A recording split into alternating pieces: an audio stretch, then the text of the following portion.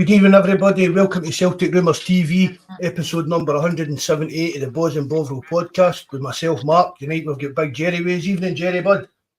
Hail, Marco. How we doing? I'm all good, mate. How are you? Oh, full, man. I've been eating these shush burgers all night. Stuffed up with the shush burgers. Better believe it. And he's back after seven months or something like that. Whose ways to get back again. All right, Paul, how are you doing, buddy?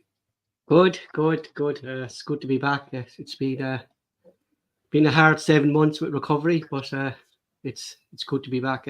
Just before we go there, I just want to give yourself and Jack a big shout, Mark, for the last couple of months, especially this year, especially Jack texting Veronica and helping Veronica get through a difficult time, and it's much appreciated by the two of you. Thanks.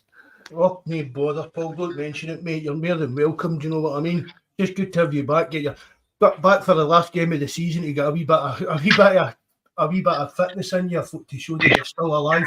You know what I mean? Back, but we were not. This is a podcast for forum at celticrumours.co.uk. Everybody, more than welcome. Get over there and join in there. The link to everything's below in the description box on our link tree, our Discord, the forum, and everything. You can even play the Celtic pool fruits. If you're not doing that, you need to go on that and start doing the Celtic pools. Just a wee few shout outs to some of the lads off the forum and that. Just to get my notes up. Terence wasn't available tonight. Jerry McGinn will go on to him later. He's in for a torture tonight. Tim Alloy, JFP, Mikey, Glasgow Green, Big Jabba, Malika, Kev83, Hail, Ezo, everybody else that listens back. Really appreciate it and that through Spotify and the live shows and stuff like that. There's Bobby in right away again. Hail, Bobby. Henky, nice to see you, mate. Sir Straith, hail. John Coyle, Nightmare. Greg Summers, nice to see you, Greg, mate. Brian. Evening, Wally, hail. Chris Curtis, Craig Young. 420, how you doing, brother? Nice to see you again, mate. You'll never walk alone, hail. Smell with Gov, thanks for coming in again. Smell with Gov, mate. Bobby 1962 today. There's Mikey there today. Evening, Mikey. Kev. That's us caught up with all of that. Well, that's it. Brendan said come and see us in May. So we're in May. We've got a double in the bag. Never doubted it, mate. Did you? I never doubted it. Never doubted it. You were a doubter. Not a chance, man. I had to tell that Brian to calm down, man. We were going to do it. It was no bother at all. And I'm praying that all the hundos from my work that listen in that are undercover. Davey, hello. Kenny, hello. Paul, hello. That they're all listening and they're having a great weekend. By the way, anybody, but just to get this photo today, Big Jerry kept to his at the end of the bargain. Yep. There he was there, just ready to hit the tails up the camp seat this morning. Keep me at the end of the bet. We're pretty for that, big man. Manscaped there with the bush today. That's it. Aye. The naked star jumps had worked wonders, man. Shed a few stones. But it was freezing up in camps. It was a cold north wind. So, what about you, Paul? What were your feelings yet? Well, obviously, I spoke to you, but just for everybody else, the season was progressing. What was you kind of thinking? What were you thinking, let's say? January. Aye, January. January. Let's be honest. I know Brian was the only person I know that was optimistic, and fair play to him. You're selling on, Matt. We're kind of, but I must have, after that January window, I was kind of downhearted. I didn't think that we equipped the manager with the necessary tools to go forward. I thought Ida, who's he? We'd all been wanting the name Van Hooijdonk. We get in the big Ida. You had said that you reckon he would score about 10 goals and be a decent turn. I couldn't see it. Kuhn, after a few games, we all thought, what have we got here? He's not going to cut the mustard. Then we realised he'd been out. We think he'd problems with his teeth, and he'd lost a stone in weight and all the rest of it. He'd put in some decent performances. But I tell you, I agree with what JFB had said previously. I don't think there was any other manager capable of dragging us over that line and winning that league with what we had. And I think it's massive credit to him. And I know that there was a lot of people weren't happy to see him back, but I genuinely don't think anybody other than Rodgers would have been able to get the tune out the players that he had and do what he done. Kept his composure. He was confident in his own ability. He's created a kind of siege mentality within, and you can see that the players were all working hard and doing their best. And thank God, life's a lot easier and better for us. The humble pie, the shush burgers have been unreal. It's been fantastic. But as I said, as it's from January onwards, I don't know. We had some up and down games, but I think that Motherwell game for me was a turning point. After that, I didn't see. I couldn't see us losing it. I just felt we had the bit between our teeth. We had players back, making us stronger. We were playing more as a team. Albeit we weren't. There was some shitty performances along the way, but we looked a lot better and more like it. And then I say the last few weeks, I just you see them crumbling. We're in their manager's head. They've tried absolutely everything they can. Even we play terrible, and we play into their hands. They still can't beat it. They were set up far better yesterday to counteract us than previously. It was less open. Their fullbacks wouldn't go forward. They never really played with a number 9. They try to stifle the midfield, make it very difficult, and hope to try and hit us in the break. And for all the older people, our pre-2000s, welcome to the 90s. This was our 90s. The way things are going for us now, under Tommy Burns, we played fantastic. They'd get the part and score. Gorham would have brilliant games. So it's absolutely sensational. And winning it the way we did yesterday is better than any 4 or 5 nothing for me. Them getting a goal chopped off and us scoring in the 90th minute, you couldn't write it. It's fantastic. And it makes it even worse for them. So I hope they're all stewing, man. I hope they're all been sick and battering everything about that they can. So it's brilliant. If they'd leathered them yesterday, they'd have just shrugged their shoulder. Angry for 24 hours, but see the way that we beat them, that's flipped them right over the edge. It really has. Tremendous. Absolute tremendous. Do you know what I mean? It's a shame that victim abuse line would be engaged all last night and all the day. So I hope there's a cute Erskine Bridge for them as well. It's been brilliant. What about you, Pablo? What's been your kind of take? We've not heard from you, sir. What was your feelings as the season was going on? I think that was kind of mostly concerning me this season is that Brendan Rodgers had to go back to the tried and trusted. You know, there was no kind of new player that came into the club that stood out, that held down his own position. I know he's done well and he's been great when he came into the squad. But Celtic shouldn't be really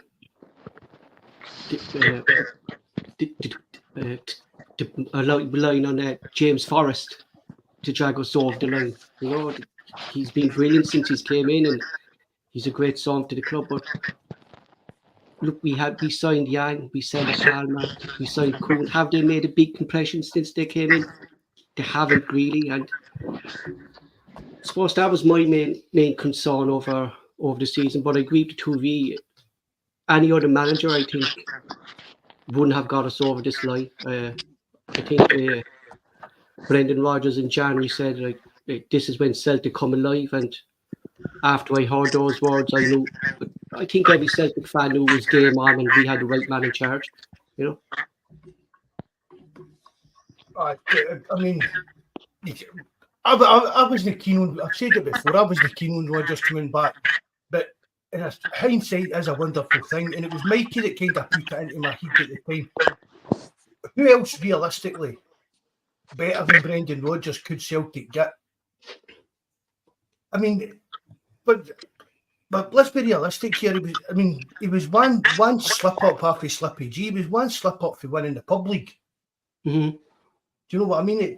I know at the end it became a bit of a problem at Leicester, but that was through money and stuff that was going with the owners and stuff. Do you know what I mean? They couldn't, after COVID, they didn't have the same kind of money to keep the club going and stuff. So that was a bit, that last bit of season at Leicester, you can't really judge him on. But for me, I mean, I was going to wait till later on when we were just blaring about it. But see, honestly, for me, I mean, he said that he came back here last summer and he said, I'm here for at least the next 3 years. That's what his contract is. I'd see if I was Dermot Desmond. This is the time that even imagine we came out the Mora and announced that he signed a new 5-year deal. And I know that all that means really in the long term is if he does go, we'll get plenty of money. But think of how that would. To sign a statement, Mark. Aye, a statement like that, and how that would even affect the amount of Ibrox. They know that we're fitting their throat. They no matter how many dice they roll, they're not touching us. It's rebuild every summer. It's the same nonsense. Repeat it every summer. Rebuild. It's good for a couple of months, and it all starts unravelling, and then he's out the door, and they need another rebuild. For us to, if he came out the new and said that Brendan Rodgers has signed a new 5-year contract, that would tip them even further over the edge this weekend. No, they don't think that they don't think Rodgers is a decent manager at all, Mark. It's all about them. They seem to think that Rodgers is a pretender, and it's all about them and how bad they've been. And if they get a couple of decent signings, that's it. They'll overtake us. But they live in denial. No, I don't know how many Jerry, times we've heard. I don't believe that now. Honestly, see from what I've seen on social media and stuff like that, I think it's starting to dawn on a lot of them now that it's over. They can't see a way how they can get back near us. Good, hopefully. But I've no many interactions with them. That's just been I'm talking about like all the pictures on Twitter about they're putting up on forums and stuff like that. But I mean, see these people, they're needing somebody. See these fans of them that are realising that they're needing somebody. They're needing more of these people actually in the club and in the boardroom. They've got to.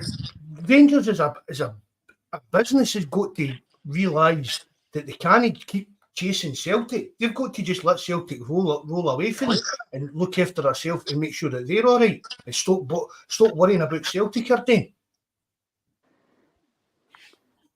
Nah, God forbid they don't do that, because I'd love to see them vanish.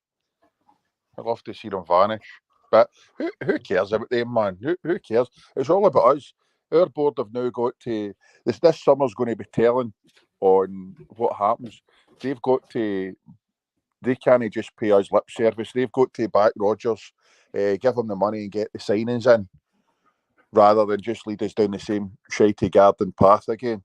So it's going to be interesting summer ahead for us. But they've got this whole summer to stew. But they've signed some Brazilian wonder boy for left back, so everything will be rosy. I mean, it's just that's. I mean, that is that. It's, the fans don't have a realistic outlook on the game.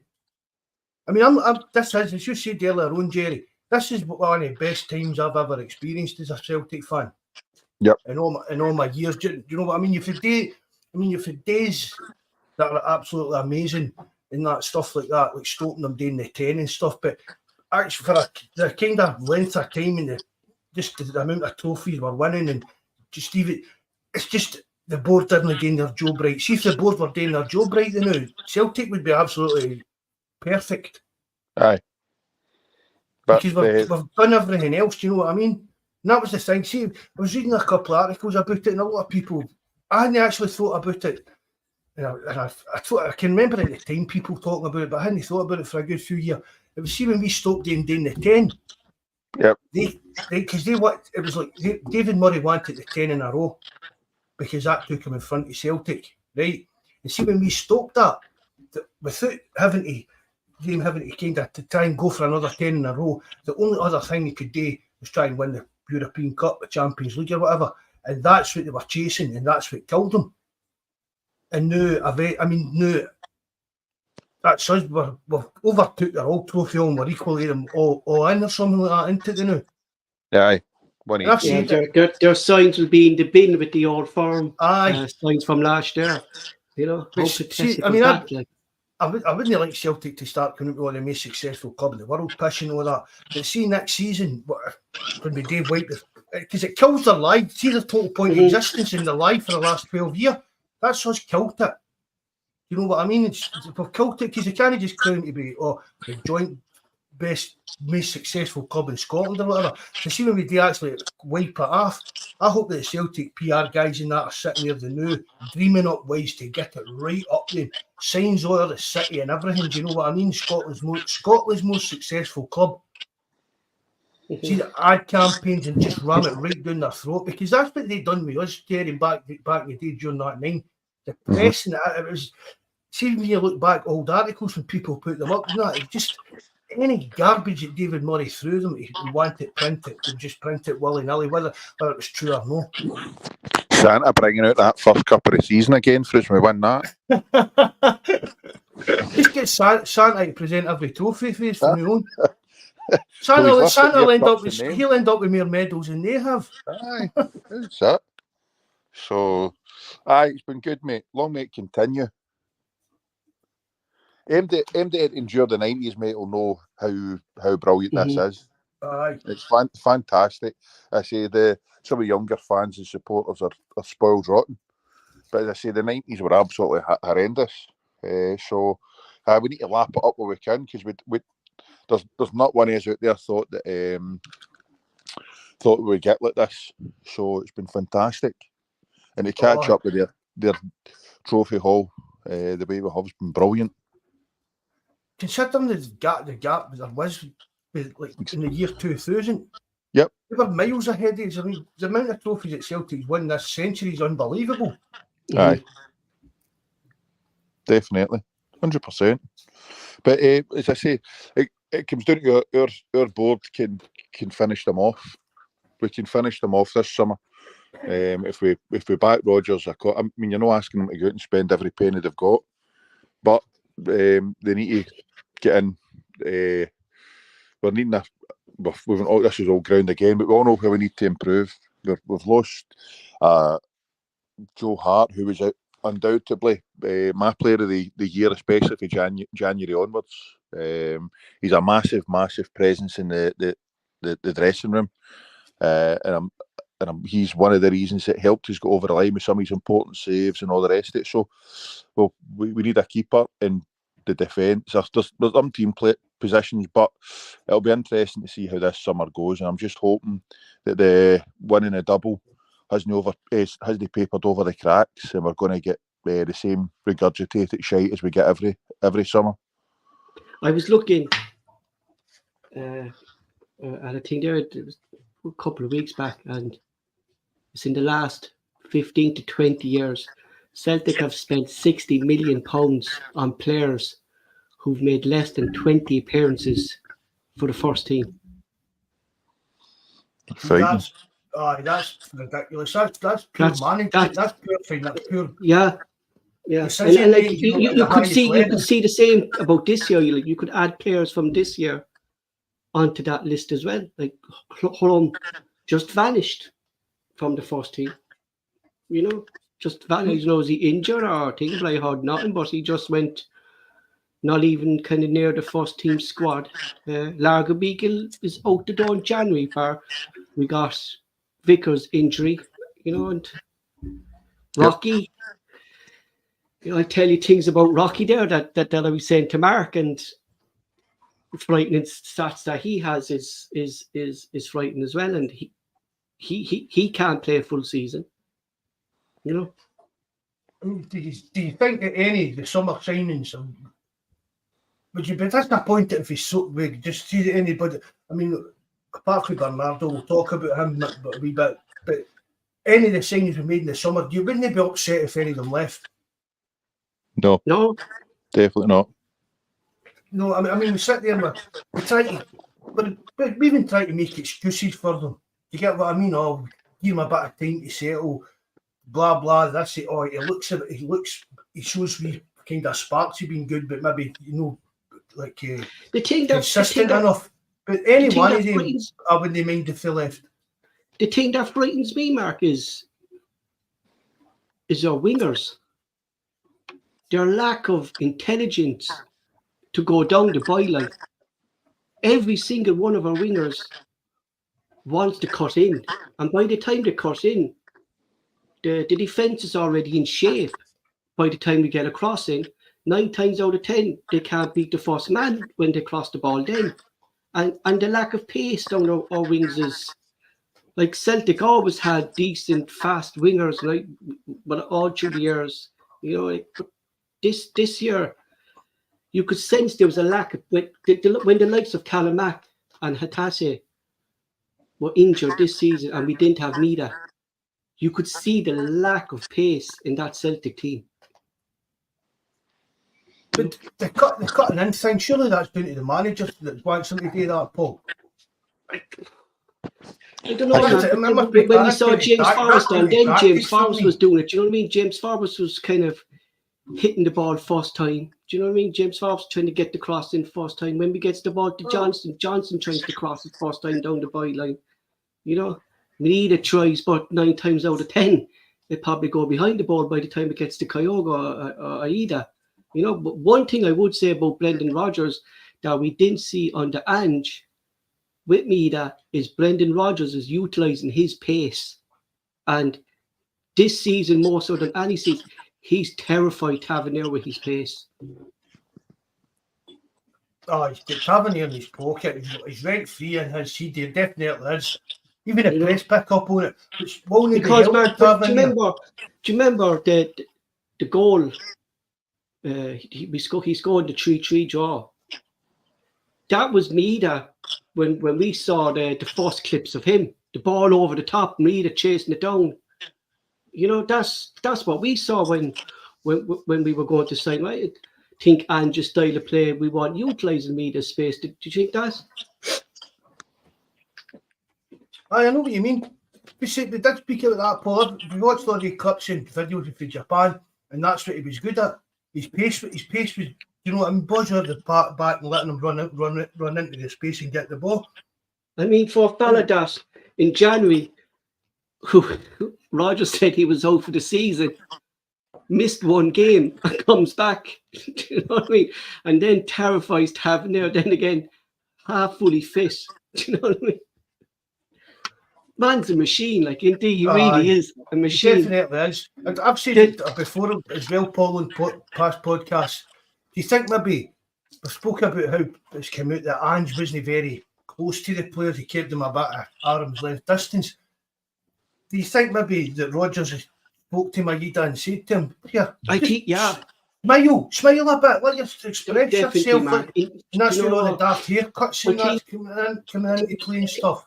I think that's one of the reasons that this team came together, because I don't know what player was saying it, but it was in an interview. It wasn't Matt O'Reilly, because I know Matt O'Reilly said it before, but I think this was it was actually James Forrest.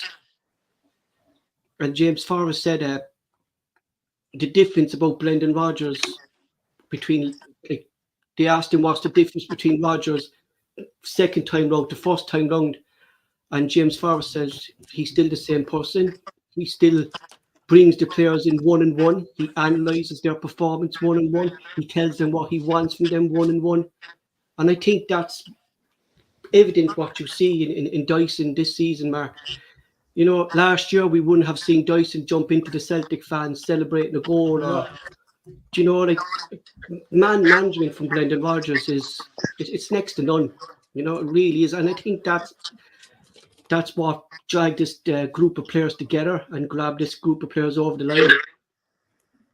I definitely think that Rodgers is more like that kind of manager. I think he's the type of guy that, if you're a young player, I think you could go to him even if you're a young player, that even go for some kind of fatherly advice. You know what I mean?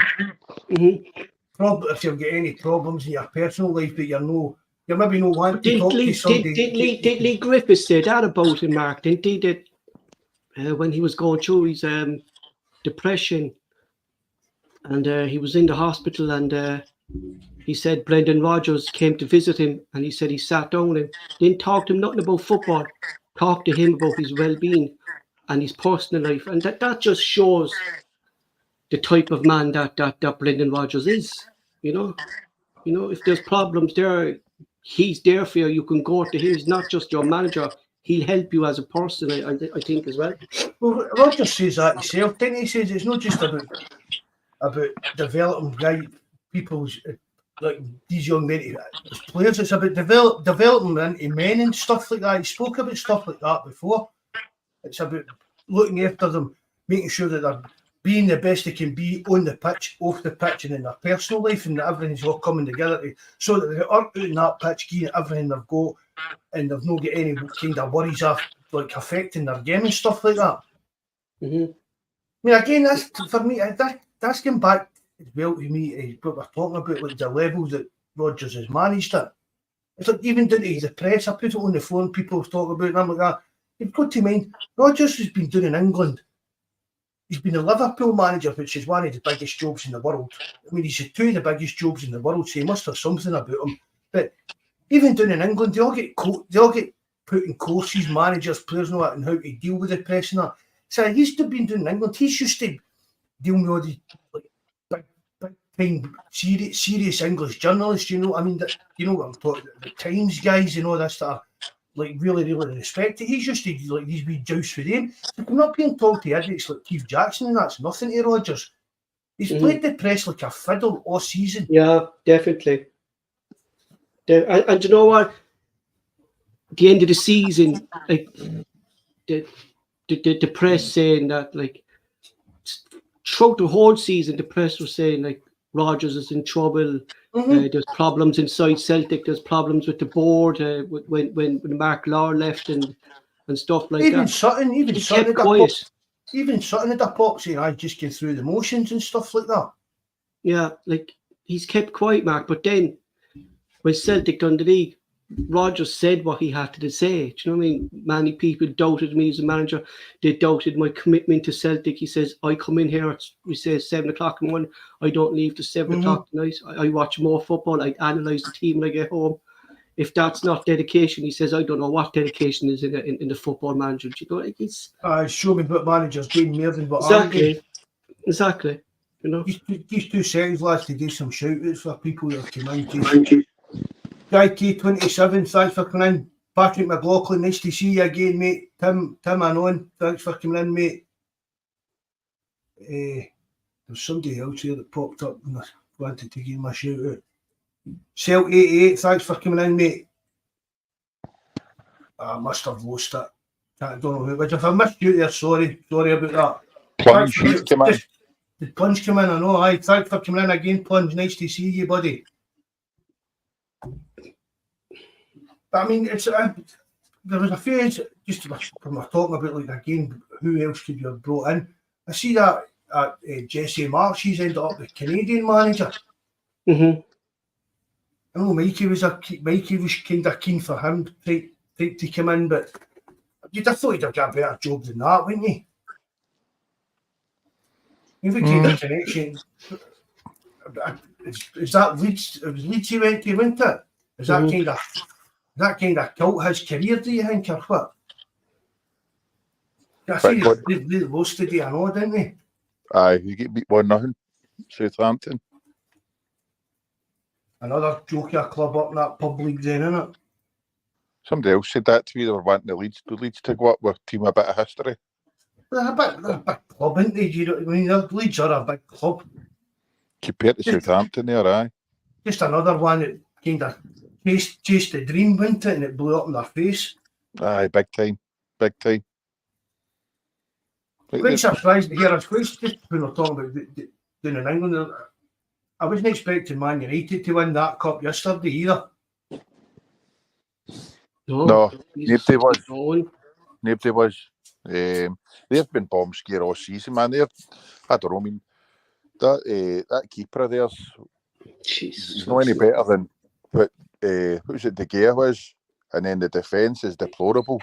You'd be hoping that, look, if you to get them in Europe this season, you'd have been laughing. You're expecting to beat them, they bother. They've been terrible, but again, it's a couple of young. I never seen any, but they've got some decent youngsters coming through. but it's whether that boy's going to be given any time. But they're a basket case You'll at be club away. now as You'll be well. away. You'll be away in the summer. Can he keep changing the man? See everything Mourinho said about them years ago. That's been true. It's been spot on, absolute spot on for that. Lingard, Pogba, Martial, Rashford, their attitudes, the way they train. No, they're not a good fit. So everything he said, even Maguire and the rest of them, he's been spot on. So they can't just keep chopping and changing the managers. It's got to come down to getting rid of some of the deadwood there as well. Again, it's just like Rangers. They're making bad decisions. They're no concentrating on the right things. Do you know what I mean? Yep. They're flinging millions of pounds at the latest fancy ass signing name or whatever. Do you know what I mean? Who was that boy? That Sancho, they bought for Dortmund. Aye. Yep. I mean, cracking player, but he was causing problems when he was at Dortmund. Turns up late for training, Disney bought. There's no, you know what I mean? Showing a bad attitude for a young player, and yet Man U buy him for, was it 80 million or something, but maybe even more. And then he does the exact same there. Falls out. Aye, they're a bit like Rangers and now Man United the way they're getting run. There's no forward planning. It's just like, what can we do to grab a headline? Right, it's they kind of signings. Do you know what I mean? Like even the Pogba thing and stuff like that. Yep. He's banding into Pogba for that drug king. I was going to say, would you take him for a season? Who's that? Pogba. Fucking hell, man. No. Can you imagine? What did he get banned for? Was it he got banned for about 4 or 5 years? Was it? That's drugs, no drugs, but was it no like steroid performance enhancing stuff like that? Aye. But see the thing about it, Paul. See Pogba, right? I mean, I never thought he was that good a player. I've seen a fair bit of him playing with Juventus at the time. I've seen a bit of him playing Man United. He only ever seemed to turn up for the France games. That was the best that he played. But he's the type of signing you can see turning up at Ibrox in 4 or 5. Even his band's up and he's free. You can see them signing him because of the headlines. I saw that they're signing Varane for Manchester United on the Friday. He wants to come and deal is practically done. Varane. Did you go to Ibrox? Yeah, Varane. Is he no injured? Has he not got a bad injury, do you know? Well, he's back, like, but... Oh, is he back for that, right? Yeah, I know he is. He's in a free, isn't he? Yeah, he'd be going to the LMS or Saudi Arabia to make his last bit of millions there, you know? Would you take him at Celtic? Who? Varane. Do you know what, Mark? I know it's not going to happen. We're just hypothetical as a player. I'm talking injury records, no. Do you know what I mean? You'll be paying him big money, and what would he end up playing? Do you know what I mean? That's how I feel, Paul. That's exactly how I feel about Kieran Tierney. Yeah, you know, and I agree with you on that because I was listening to the podcast last week when you were talking about Tierney. Be paying him in big wages, and for what? Miss about 20-30 games if he picks up another injury. I think I think, Mark, what's happened to Kieran Tierney is Celtic's fault. Playing him too much as a youngster, playing him through injury when he was clearly injured, and did Celtic kind of hook up Tierney's career? I think there's a fair argument to be said for that, Paul. To be honest, I think. I don't think he's been managed as well as like his kind of fitness, as you're saying. Even maybe wee niggling injuries where he was playing through them and stuff like that, and they're taking their toll. I mean, mind his last season here, there was all this talk about was it his hips are going and stuff like that, wasn't it? Mm-hmm. So maybe that was the telltale sign, and what one of these is at Celtic like kind of accept him leaving, but. It's definitely the way a lot of people predict it, which I'm not taking any great comfort in. He's a young lad, he's Celtic daft, and I wouldn't like to think he's done himself any long-term injury that's going to affect him in later life, but he probably has. He's going to have problems later on in life, I think, Kieran Tierney. Mm-hmm. Mm-hmm. It's just a shame, though, for him. Such a a young player with such a good talent, and he gets a good move to Arsenal, and is discovered then by injuries, and then they bring in that other gobshite there, Shevchenko. Just can't stand him. You know, anytime I see him, he's just whinging, or he's crying, or he's holding the fucking Ukrainian flag in his hand, going out the. Man, get a life, man. You know what I mean? You know. Don't get me started on the wars. Don't get me started on the war. Don't mention the war. Yeah. A message for you on the screen, Paul, if you can see it for William Smith. A second, start bring it down. Oh, wait there. Justin, great to see Paul back. Mr. Cheers, William. Thanks for watching. You know, there I was scrolling down the fucking live chat there, and it was on the big screen. Like, that's how much I've been away. You know? Henke, that's what Henke put. I wonder if there's any Leicester players surplus to the requirement. That indeed isn't a free transfer, Henke. Mm-hmm. And I keep saying it. If you don't ask the question, you'll never find out the answer. But the question to two of ye. No. What? Can you see us approaching this transfer window different to previous ones? We've got to. Like, can you see him really? Like, I think Rodgers got in his own kind of chief scout now, isn't it? The fella Cooper wanted that. It was Rodgers that got him in. I think I've checked this out, Paul. Right, I don't know how much points you've listened to, but right, I think there's been a kind of battle going on behind the scenes for kind of power at Celtic. And I think when Baby Lowell left, I thought that was Brendan won the war. So, and I mean, I'm always a bit optimistic and stuff like that. You know that I always kind of wear half glass full type of guy. But what Jerry says here is that we've got to. I think we've got to, but I also do think we will this summer. Because I think Rodgers will have said, where was it, the investor meeting? And it was Rodgers and Dermot Desmond that turned up to it, wasn't it? Yeah. Mm-hmm. And Rodgers said to the shareholders, isn't it, that these signings were kind of already done before it came in? It was a pick of the choices of the previous manager kind of thing. That's what he said. All the scouting and work had been done for that. So I'm thinking that now, and at that time when you two are there, I'm thinking of him, because it kind of ties in with the time when the team started kind of gelling again as well. It came out that in all this at the investors meetings, I'm thinking, as Rodgers and Dermot Desmond been there, and Rodgers has said to him, look, this is, if you want me to hang about and keep doing this, that we need to start buying players that I want, players that fit my team and stuff like that. Of course. I'm only kind of guessing at scenarios, but for me, in my head, that's what's happened. There's a case, he said to Dermot Desmond, look, we can't keep like this with the transfer. We need to step up again with the transfer. And if we don't do that, we're not going to move on and get to a higher level and stuff like that. Do you think that's why Darren O'D, Mark, has been kind of put into this pathway officer that Celtic can go back to kind of producing their own players rather than going out buying like 20 million we spent this year on 9 project players, that Celtic are hopefully going back to producing those players again? Well, that's the dream, isn't it? No. That you're producing quality young players. But as Dan Liddy said himself, Jerry, you were there when he said that. The gap's too big for these young guys to make a step up. Well, I think I listened to the podcast last week, and Jerry made a good point about Bosman Lowell, Mark. And you know, when we signed him, that I said the Celtic to get him at such a young age that he was going to be a future Celtic player.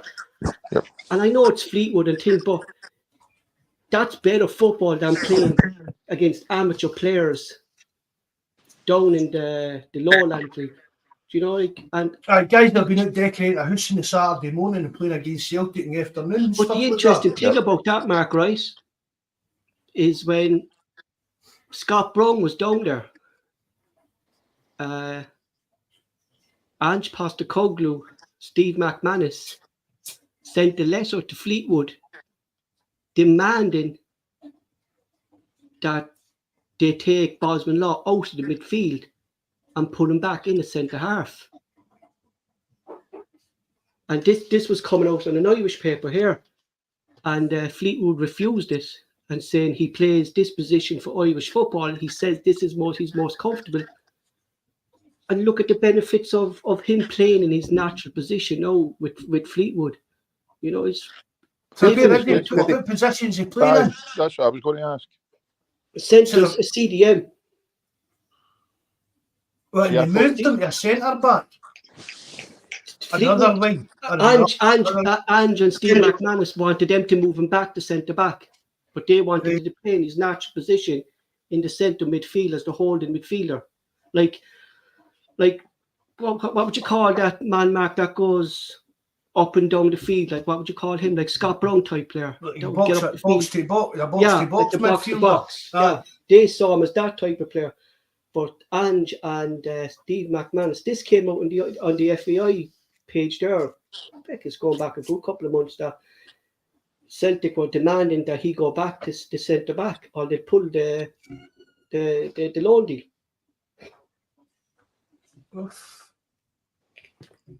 See, I've always any of the clips I've seen of him, Paul. He was getting the ball for the back and breaking forward. Yeah. I thought they had been playing him at centre half, but it looks, that's what I was saying to Mark the other week. Would he be a Rodgers type player with the way he was kind of marauding forward with the ball? But he looked a right decent player, and as you've said, well, is that what we need? Is that what we need? Like we saw that yesterday with Bernardo getting his goal. He got the ball. His first instinct was just run with the ball. Yep. And like when we get that was our first kind of real dangerous shot and goal was from when Bernardo came out. Like we see that. I think that's what this team is lacking: runners, people who will take the chance, get the ball, and run with the ball.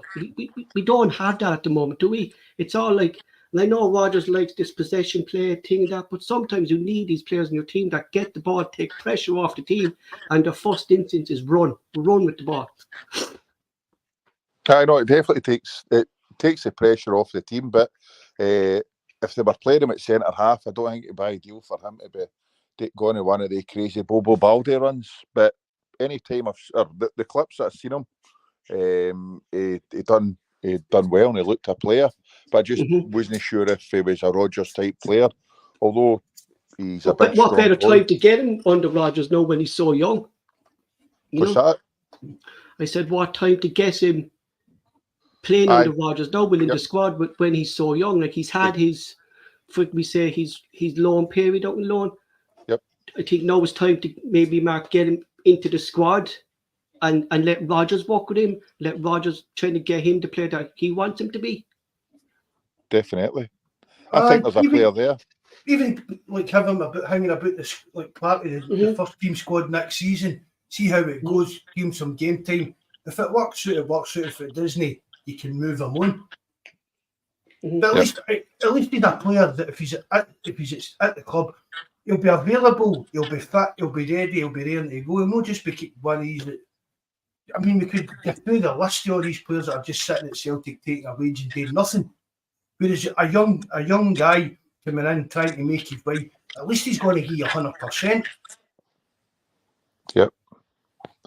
What about the boy Daniel Kelly? They're asking in the chat, Jink, he'll stay. Leverkusen a bit was sniffing about him. Yeah, I saw that. Yeah, they're Greg going on about Boston Will play. It's Fleetwood. Cal McGregor went and played at the same level. Notts County, yeah, but Notts County. And see, it's Fleetwood. I bet you Fleetwood would do some of the teams in the Premier, our Premier League a decent game. See, that's the thing. We're back to writing off players before we give them a chance. As I said, Cal McGregor went and loan. Ayer went to Kilmarnock and loan. You know what I mean? For me, a season out in loan sheet, especially the way Celtic are, because it's Man United done it for years with players. You know what I mean? Beckham went to Preston and things like that. It's part. What would they rather? the boys come for that stupid B League and then make an ass of themselves trying to come right into the first team. It's not going to happen. Yeah. It's not going to happen. So they've got to go out and loan. And I'm all for saying I'd rather the kids all went out and loan and got first team football, a different environment, and seen what the. But you know what? It's not often. It's not often. I agree with the other side of the city, Mark. But in terms of that loaning league, they were actually right, saying it's no benefit to the young players when we can actually set up a reserve league. And you know, I think that's what Scotland is, not just for Celtic, Mark, but for Scottish football as well. You know what I mean? Young players coming through, like you know. See, they're going on about this Fleetwood and all the rest of it. Where was it that boy Gary Hooper came from? Was it no Scunthorpe? Scunthorpe. Where were they? What league were they in? Were they on League One? Mm-hmm. And he turned out to be an all right player for us. So banged 2 goals today, man. There were 2 nice goals as well, in fairness to him. Aye, so just because I wouldn't be going writing players off just because they're he's a kid down there. That's the thing about it. They're down there to get toughened up, gain a bit of experience, being about a first team squad. Yeah. And for me, it should be part of a young player's progression that they go out and loan for a year and they come back and try to break into a first I wonder, team. was he actually in the dressing room? Jamie Vardy's another one. Mm-hmm. Started out and worked his way through the leagues kind of thing. Do you know what I mean? Ian Wright was in his 20s when he sent for Crystal Palace. Yep. So people just writing that. You've got to look at the bigger picture. I mean, they're not going to go to a team that's chasing like serious honours.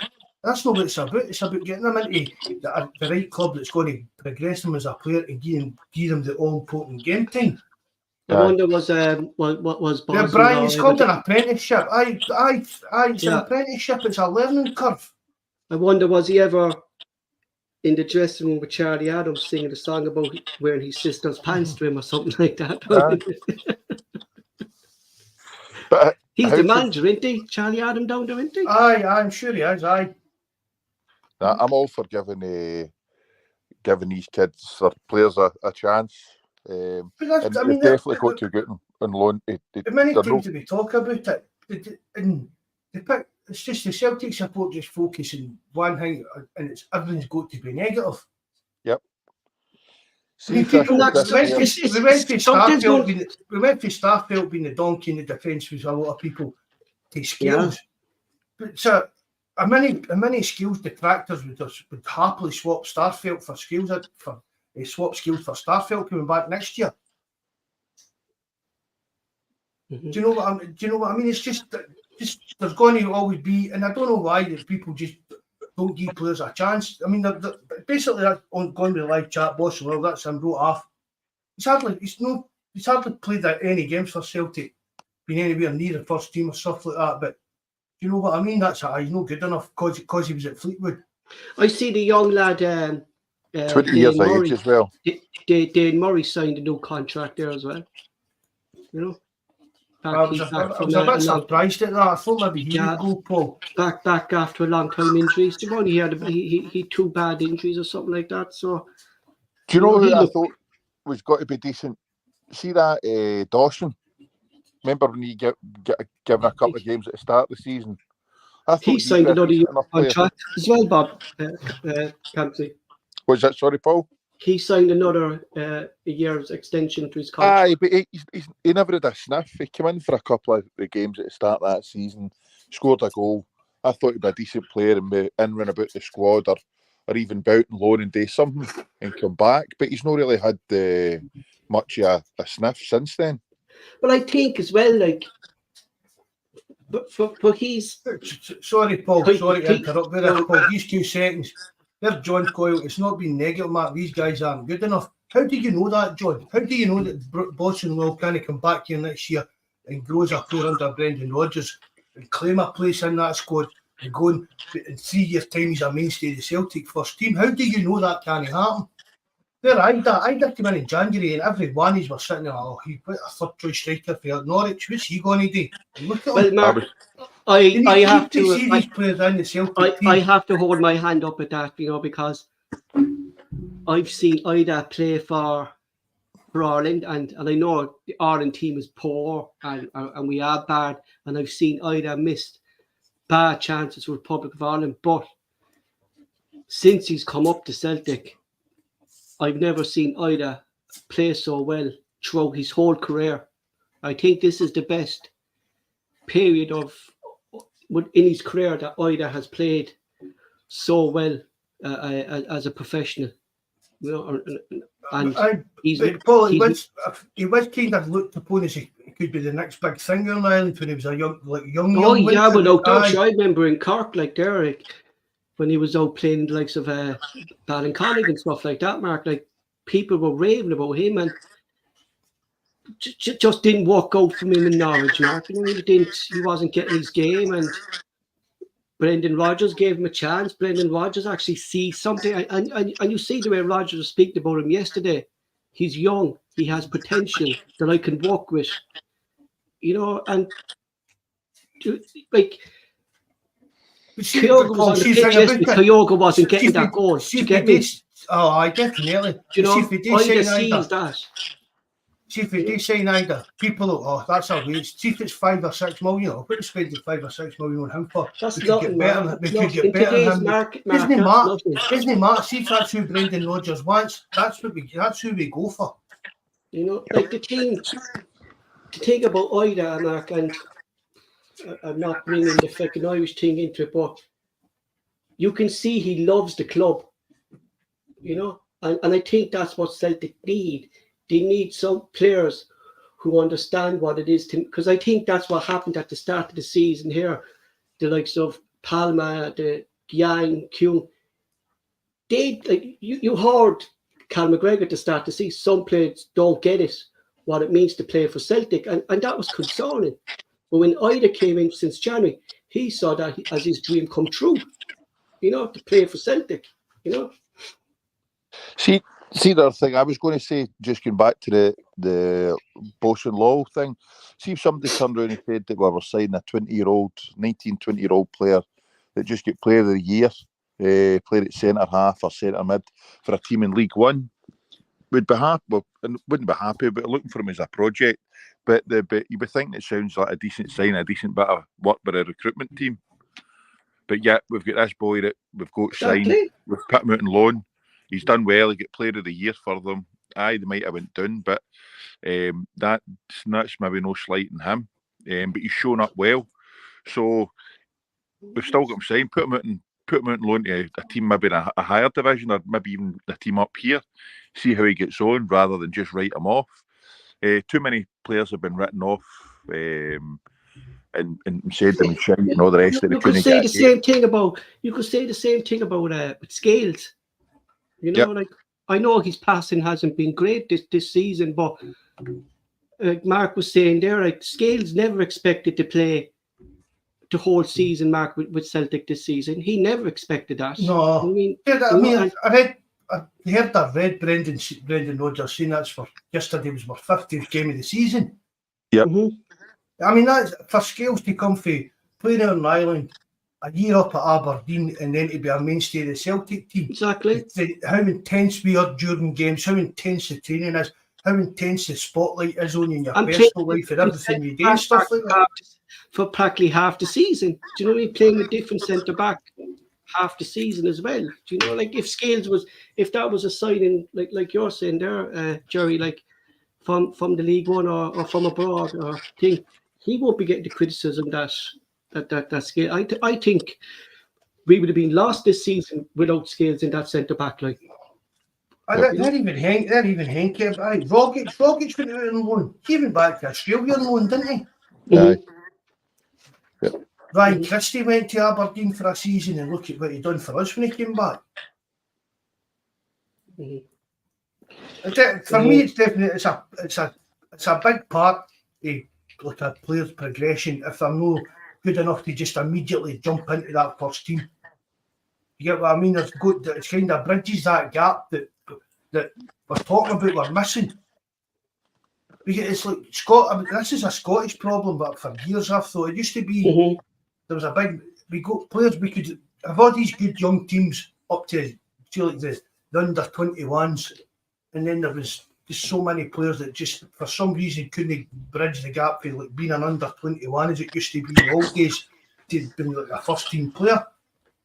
And it was across the board with Scotland. I mean, even going back, we go to the under-16 World Cup final and stuff like that, and only one or two players of that squad actually made any kind of career out of football and stuff. So there's a definite problem with how Scottish players, and more important to me, Celtic players, bringing them through and bridging that, making that how to make that step up.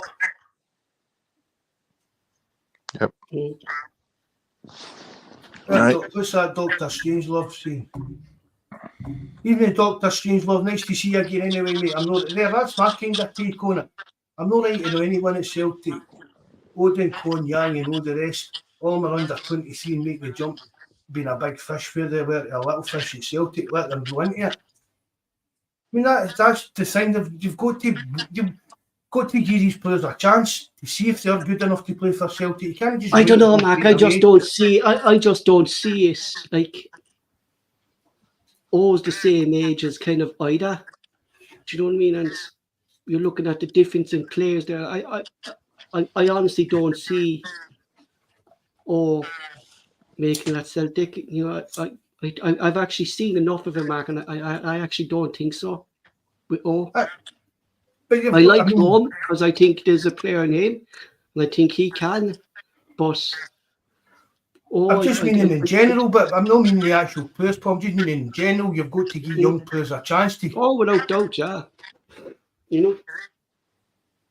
I thought odd a bit about him, but the mate just again because he was made a Brendan Rodgers type of player. Mm-hmm.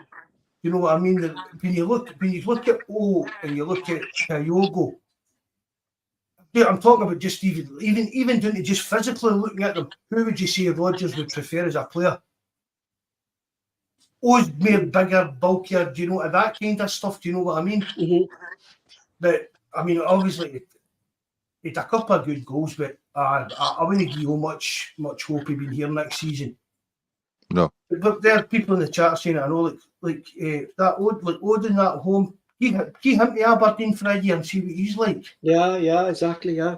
You know, I like to look at him, Mark, because I think he has a bit of physicality in him, and he can play in a tackle. So I think he's one player. He get that red card, and that was kind of him, wasn't it? Kind of get blue and that. Mm-hmm. Yep. But we've got Mikey Johnson due back, Haksabanovic, Tillio.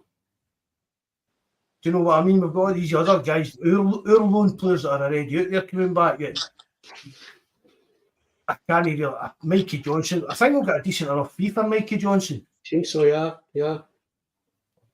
I really do. I think we could end up actually being surprised. See if we could get the money for Mikey Johnson to cover Ryder. That would be ideal. That'd be dream stuff if we could do that. You know what I mean? That would be great, wouldn't it? That's Fred. Marion Fred. He's due back to, isn't he? Yep. Aye. See, if you think about it, I mean, we were talking about the wages that are just getting. I mean, obviously, the clubs are covering some of their wages to an extent, but the majority will still be being paid with Celtic. It's just there's so much money just getting drained out the club every single week. When you look at it, like it is a big squad that Brendan Rodgers has to work with. You know, it's too big. It's too big. It's far too big, Paul. You know, there's about 32 players there. If you're counting everyone that's to come back there, you know. But see if you've got to pay some of the wages to get some of these players out on loan, then so be it. Just because it's, as you say, it's too big a squad, and he can't be working that. You don't want any.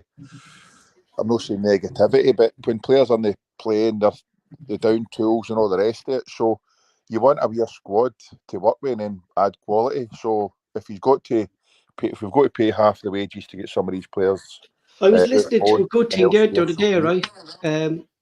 Les Ferdinand was on that stick to football with Gary Neville and Roy Keane and them, you know, Les Ford was on, and he was talking about his time in QPR when they got relegated, and he was saying they had to cut their budget by practically by half, you know, because they went down, that they didn't have the money.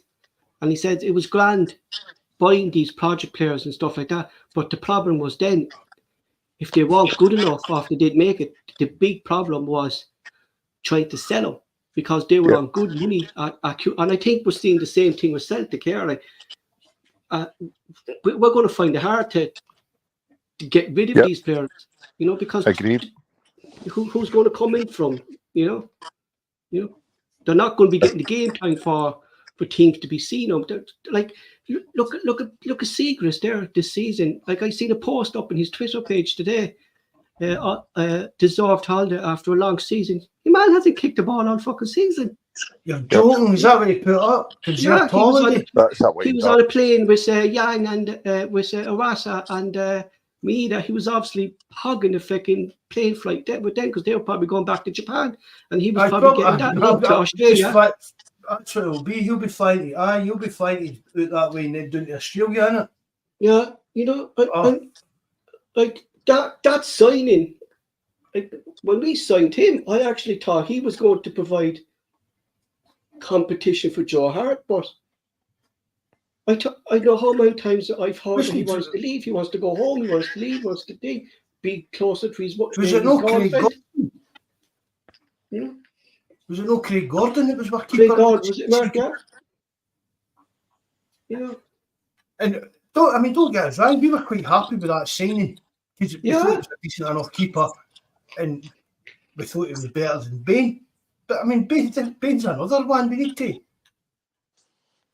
I mean, it must be tough right enough to be a goalkeeper, and just Bain. I mean, Scott Bain knew this season, unless Joe Hart got injured, he wasn't going to get much game time at all. But what kind of freak of nature shit would need to happen for Seagrass to get game time? Do you know what I mean? And so all he would ever hope for is Steve Welch will probably get a game before fucking Seagrass got in goal. I said that stage. So fucking. You know what I mean? So I saw him. He reminds me of Phil Jones, Stephen Welch. Aye. Anytime he plays, he gets injured. I mean, he comes off there with his hand in the sling at the celebration. He might just Phil Jones or something there, like, you know, just gets injured all the time. Anytime I see him, he's fucking injured, you know. Paul, thank you last week. Oh, sorry, Jerry, on you go, bud. No, just to see if Toby's done anything at Cork. What's that? Has Toby done anything at Cork? Was he not out on loan there? Yeah, he pulled his hamstring after the fourth game, and was out for the whole season. Then, but I think he's in that crowd in Belgium. Is the kind of Celtics kind of the link up feeder club over in Belgium, I think. He's over there with another young lad called Miller. Austria. You know, no, I still have hope for Toby. You know, so. Still have hope for Toby, even though I forgive him that mistake he made with Cork City. Jesus Christ, man, I was standing the sidelines, man. Ball was coming straight to him, and I don't know what he was doing. He went to pick it up off the floor. Next, I just saw the ball rolling past him. I was like, what the fuck are you doing here, Toby, man? I've been ranting for you on this podcast there for the last fucking 2 years, man.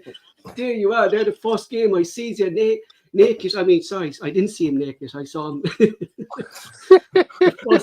first time I see him. Yeah, inside the showers. Hi, Tommy. It's me again. It's me again.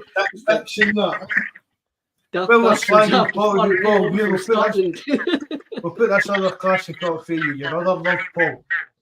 Gucci. What happened to Gucci? I'm actually, he's another player. But do you know what, though? If Gucci was still here, right, do you think he might have got game time with Callum Mack's injury No, in that position? nah, I don't think so. Like, do you think we're going to hold on to Iwata? Like, that was a question there that was going on. I'd like to think we're going to hold on to Iwata. Because I actually think he's actually going on, like, McGregor isn't getting any younger now. Like you have a player there now that you can actually rest McGregor in some games, Mark. He doesn't need to be playing every game. Like, Iwata is well capable of stepping in there, resting McGregor, He brings a better balance to the team, Paul. Most definitely.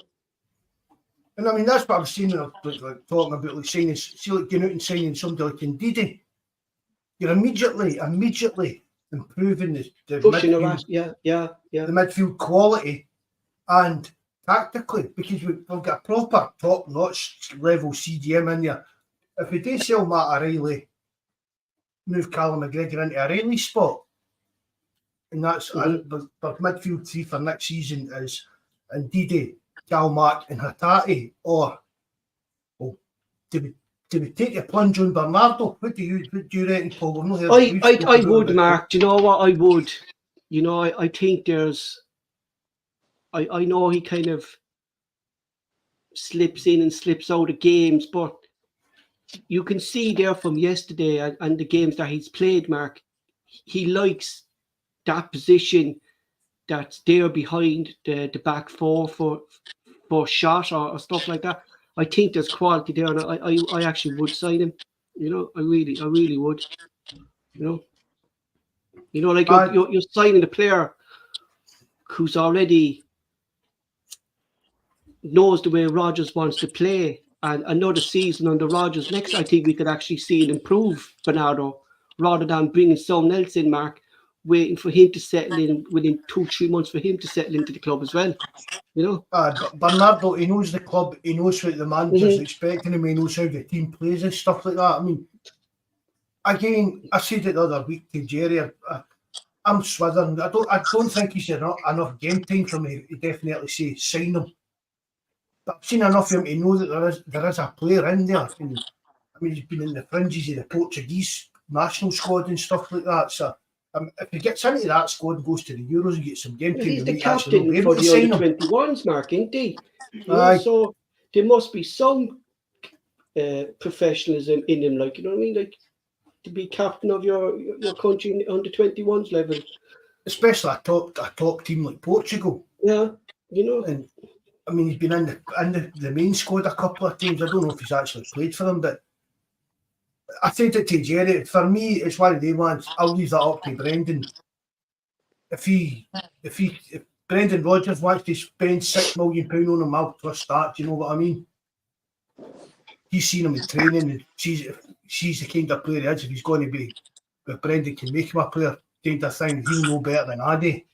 Just going back to the game there, yesterday, it was all over Twitter, like, and I'm surprised it actually wasn't looked at again. Is Longstrom's tackle there on O'Reilly at the last kick game? Like, that was a dirty challenge if O'Reilly didn't jump over him. He's a dirty player, that Lundstrom, like. Oh, definitely. He came on there to that game to do damage, Mac, and that's all he was there to do. Even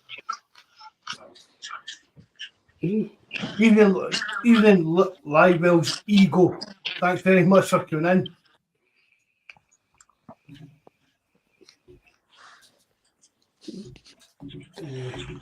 You meet by that player. Then getting pushed by Clement at the end of the game when he was giving out to the referee. Clement grabbed him and just fucking threw him away. It was like a Barbie doll getting thrown off to the other side of the bedroom. But he was gone mental with him, wasn't he, Bawz, or what?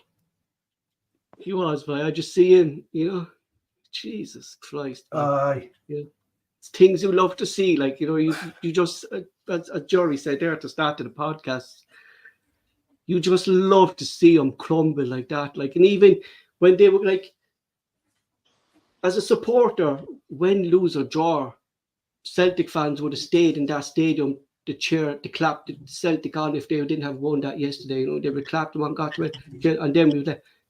that stadium on their side was empty by fucking 5 minutes after full time. You know what I mean? It was just empty. Empty. There was no one there, like, you know, no one there. They're used to the Celtic fans, you know, for cheering them to go up and get their losers' medals, you know, like otherwise they would have been silent. It would have been total disaster. I was reading a thing earlier on. I think it was that Paul Leckie or something that came up my quick on it. And he was talking about it, and he said even as soon as the Celtic goal went in and went up, there was 8 minutes added time. He said the Rangers end was empty. The fans knew themselves that was it. There was no way they were coming back into this. Mm-hmm. But I was listening to him, and I said to you yesterday, Mark, he was saying we created the best chances. I don't remember John Hart make a save yesterday. You know. No, but that was, see, Paul, that's the thing about it. It was an absolutely garbage game. It really was. But Mark, that's what, you know what? I said that's last night, football, isn't this? Rogers set up as a unit, want this, you know? It reminded me of the 89 Cup final when Joe Miller scored. Roy Yeaton, it was meant to be their throw in. Roy Yeaton just grabbed it and took the throw in, and we went up the park and scored. That's the, for me, that's similar. Nobody else remembers anything else about that game. It's in 10 years' time. Nobody else will remember anything else about yesterday's game except they get that goal disallowed and chopped off, and we went up and scored in the 89th minute. But it was a push, Mark. That's the law. That's the game now. Like, you know, you can't How many times, Jerry, have I said on here, Paul? See when the ball goes into the box like that, Joe Hart should come for it. If he didn't get it, get down and claim a foul. Exactly. But you think, though, and it worked yesterday. Do you think, though, the whole Rogers scenario with Beaton yesterday, that's how it was spotted by Beaton and not Welch? That it was actually, because I think before Beaton would have not even looked at that in VAR.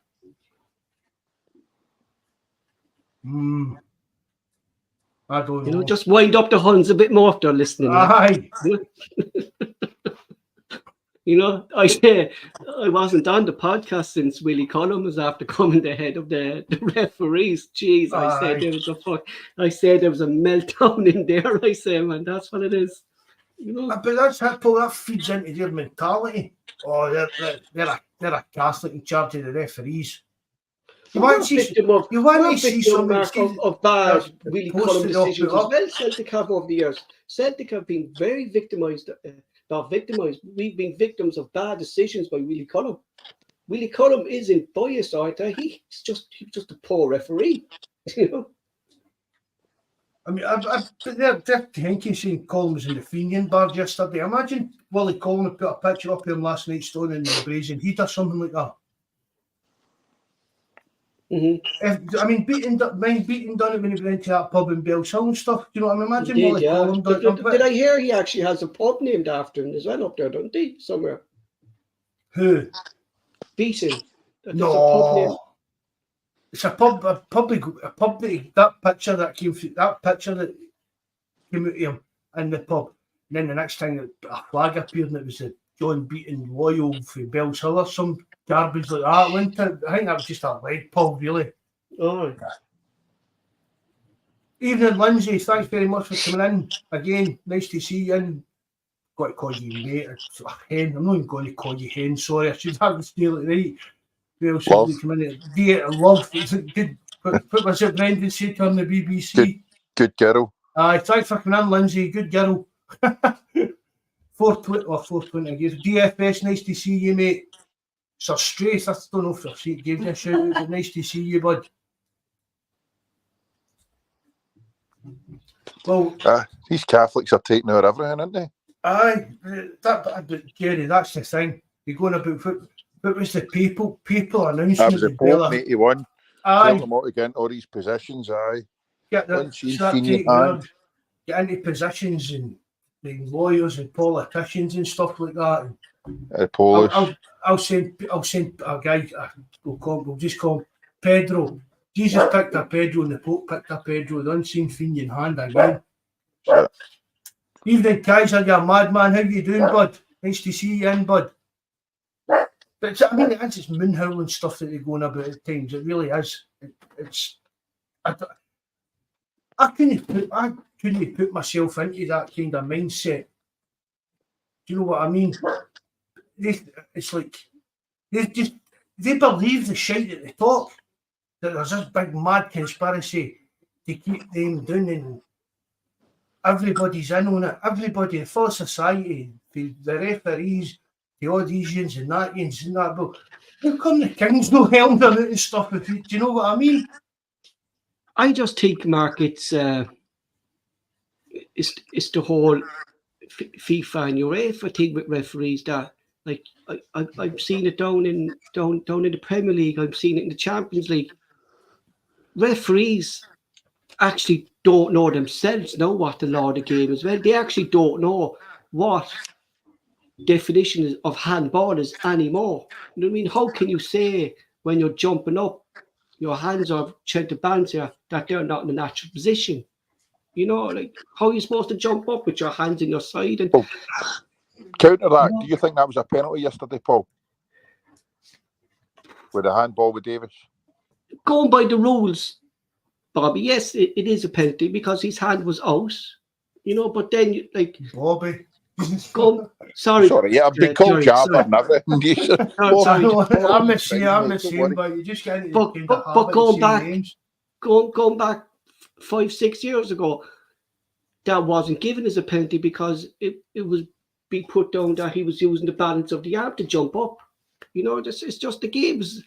Every year there's new rules coming out, and it's just ruining the game. You know. Was that a penalty for you, Mark? I'd say so. I just for going put I've seen of the season, it should have been a penalty kind of thing. I agree. Yeah, throughout the season, Mark. Yeah, it should have been given as a penalty. You know. But I see this new thing Wagner's trying to bring in with this offside rules, getting the green light. If your body's in front of the ball, or if your last leg is in line with the defender, you're onside or something like that. There's got to be light. There's got to be like light between the body and the. You know what I mean? And see if that's going to become a rule. I'd definitely keep Kyogo because Kyogo, even in Europe, Kyogo could make a mark for us. Even in Jockney, thanks very much for coming in. Thanks for everyone. Because it makes sense, Mark. Like you know what I mean? Hold on 2 seconds, Jockney. Thanks very much. You helped promote the channel and everything. It's really, really appreciated, mate. God bless you. Like they're giving offsides, therefore your shoulder being offside or the palm of your hand when you're trying to make a run, like that's been given an offside. Like it's been, you know. Wagner's trying to bring in. I mean, he's high up with this kind of rule making department, UEFA, FIFA, whatever it is, and there's got to be clear daylight between the defender and the attacker and stuff like that. And there was a wee picture diagram and stuff, and immediately I thought to myself, that would suit Kyogo down to the ground against anybody. What's the positions you think we need to strengthen this the transfer window in a couple of weeks? Goalkeeper, you need to start. Yeah, that's different. Yeah. Goalkeeper, left centre half, and left back. I thought Johnson had a decent game yesterday. I think that's his best game since all season. Definitely one of he's had a couple, but I would probably agree with that. Vicker and Johnson yesterday had right good games. Hatate was deplorable. So that's your defence. But we're still going on. We're going on about wingers, but we've got umpteen wingers coming in, and we've got a lot of deadwood to try and get loaned out and shifted out. Mm-hmm. We're going to maybe need to cut our losses on a few of them just to get them out the road. Is Cohen signed, Mark? Is he on loan or is he actually a signing? No, Cohen's signed. Signed, didn't he? Yeah, he's signed. He's the one player out of them all, Paul, that I would probably, because again, Rodgers wanted him. So to be given a wee bit of a pass because all the medical stuff that he went through, that kind of thing just before he signed. And hopefully next season he kicks on a bit. But again, I'm just because it was a Rodgers signing, I'm just putting my trust in him. But I wouldn't be overtly upset if we get rid of Cohen as part of a clear out. You serious? But Coon? You'd let him go? no, I wouldn't be that upset if he went. Aye. Put my trust just because it's one of the few signings that Rodgers wanted. I'm saying I'll wait and see if he can kick on and play better and get back next season, because he had shown wee flashes of it. Do you know what I mean? I agree. I think he's. Like, I know I've probably been a minority just now, apart from Brian, but the Kuhn, I think he's quite a clever, and flashes he's shown he's quite a clever player, and I'd give him the pre-season at least to see how he does. But the only concerning thing is it's the team we got him for before. I think he blown hot and cold. He had like 1 or 2 good games, and then he was posted missing for half a dozen. And that's we can't be carrying passengers. That's the only red the we flag. But we need to give them a chance to see. These players again, they're just coming in to Celtic, and they're learning what this means to be at a club your size. There are no many of signings coming from bigger clubs. Like, do you know what I mean? I mean richer. I don't mean bigger. I mean a richer club. We're not going to go and sign guys for players in the top half of the Bundesliga, Spain, or that. We're not going to sign players for that. We'll sign him for 15 or here, 8 million for him, 7 million for him. So we're buying these young players and that come in, and they're realising how big it is to play for Celtic. You know what I mean? I mean, look at the effect it's had in Joe Hart. Joe Hart been England's #1 for years and stuff like that. And the way he spoke about Celtic and that yesterday, and the way what it means to him, he's been parted for the last 3 years now, you can just tell that it could overwhelm a young guy. You know what I mean? If you come in and then all of a sudden you can't even walk down the street going shopping, or you're getting hounded for autographs or photos, or you're getting abuse, getting called all sorts. So you've got to give these guys a certain amount of time to kind of settle into the way and the mentality being at Celtic. You know what I mean? The actual mentality. I'm at a team that we need to win every week. It's not quite as important as life and death, but it's just a wee bit below that for a lot of these people. Do you know what I mean? And I thought Joe Hart, yesterday when he said I wouldn't want to play football anywhere else, I think that kind of showed how much he has bought into it and appreciated the love that he's had for the fans and that, because everybody could have dug in he wanted a year doing it at Shrewsbury. That was going to be his retirement, and he's even blown that out of the water because it's just like nothing can ever. Just on by Brian's post there saying players aren't robots. I'll have to disagree with that, Brian. The amount of steel now I have in my leg and my hand, is fucking half robot now at this stage, I said. The amount you've got in your hand? I've 8 screws holding my hand together, over playing in goal, yeah. Oh, you never tell us that. Didn't I? I showed you my elbow before, didn't I? That's not your one, is it? I get with a magnet. Yeah, sure, when I went to Poland in December for Christmas, and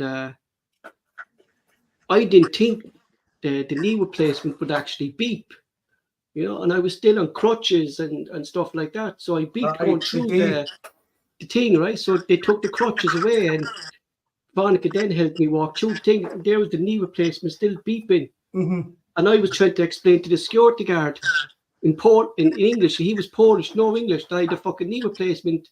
And there he was hitting the leg like that. I was, what the fuck you doing with my leg, man? Stop hitting the leg.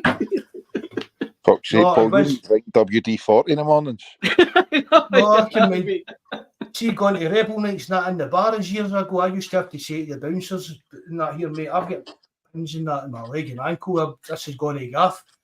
And that was the only place that ever happened for me, was in the Barrowlands. You know what I mean? The boys would be kind of looking at you and that, and I'd show them the scars on my ankles and stuff, and I'd say, here, they can search me, but that's what's going to set it off. I've not got a blade shoved down my back or anything like that. That's what it is. But I think it does happen, Paul. Yeah, it does, man. Yeah, fucking hell. Yeah. Dr. Strangelove, I've been saying that for years. Celtic are like Bayern Munich in Scotland, we winning championships is what we do every year.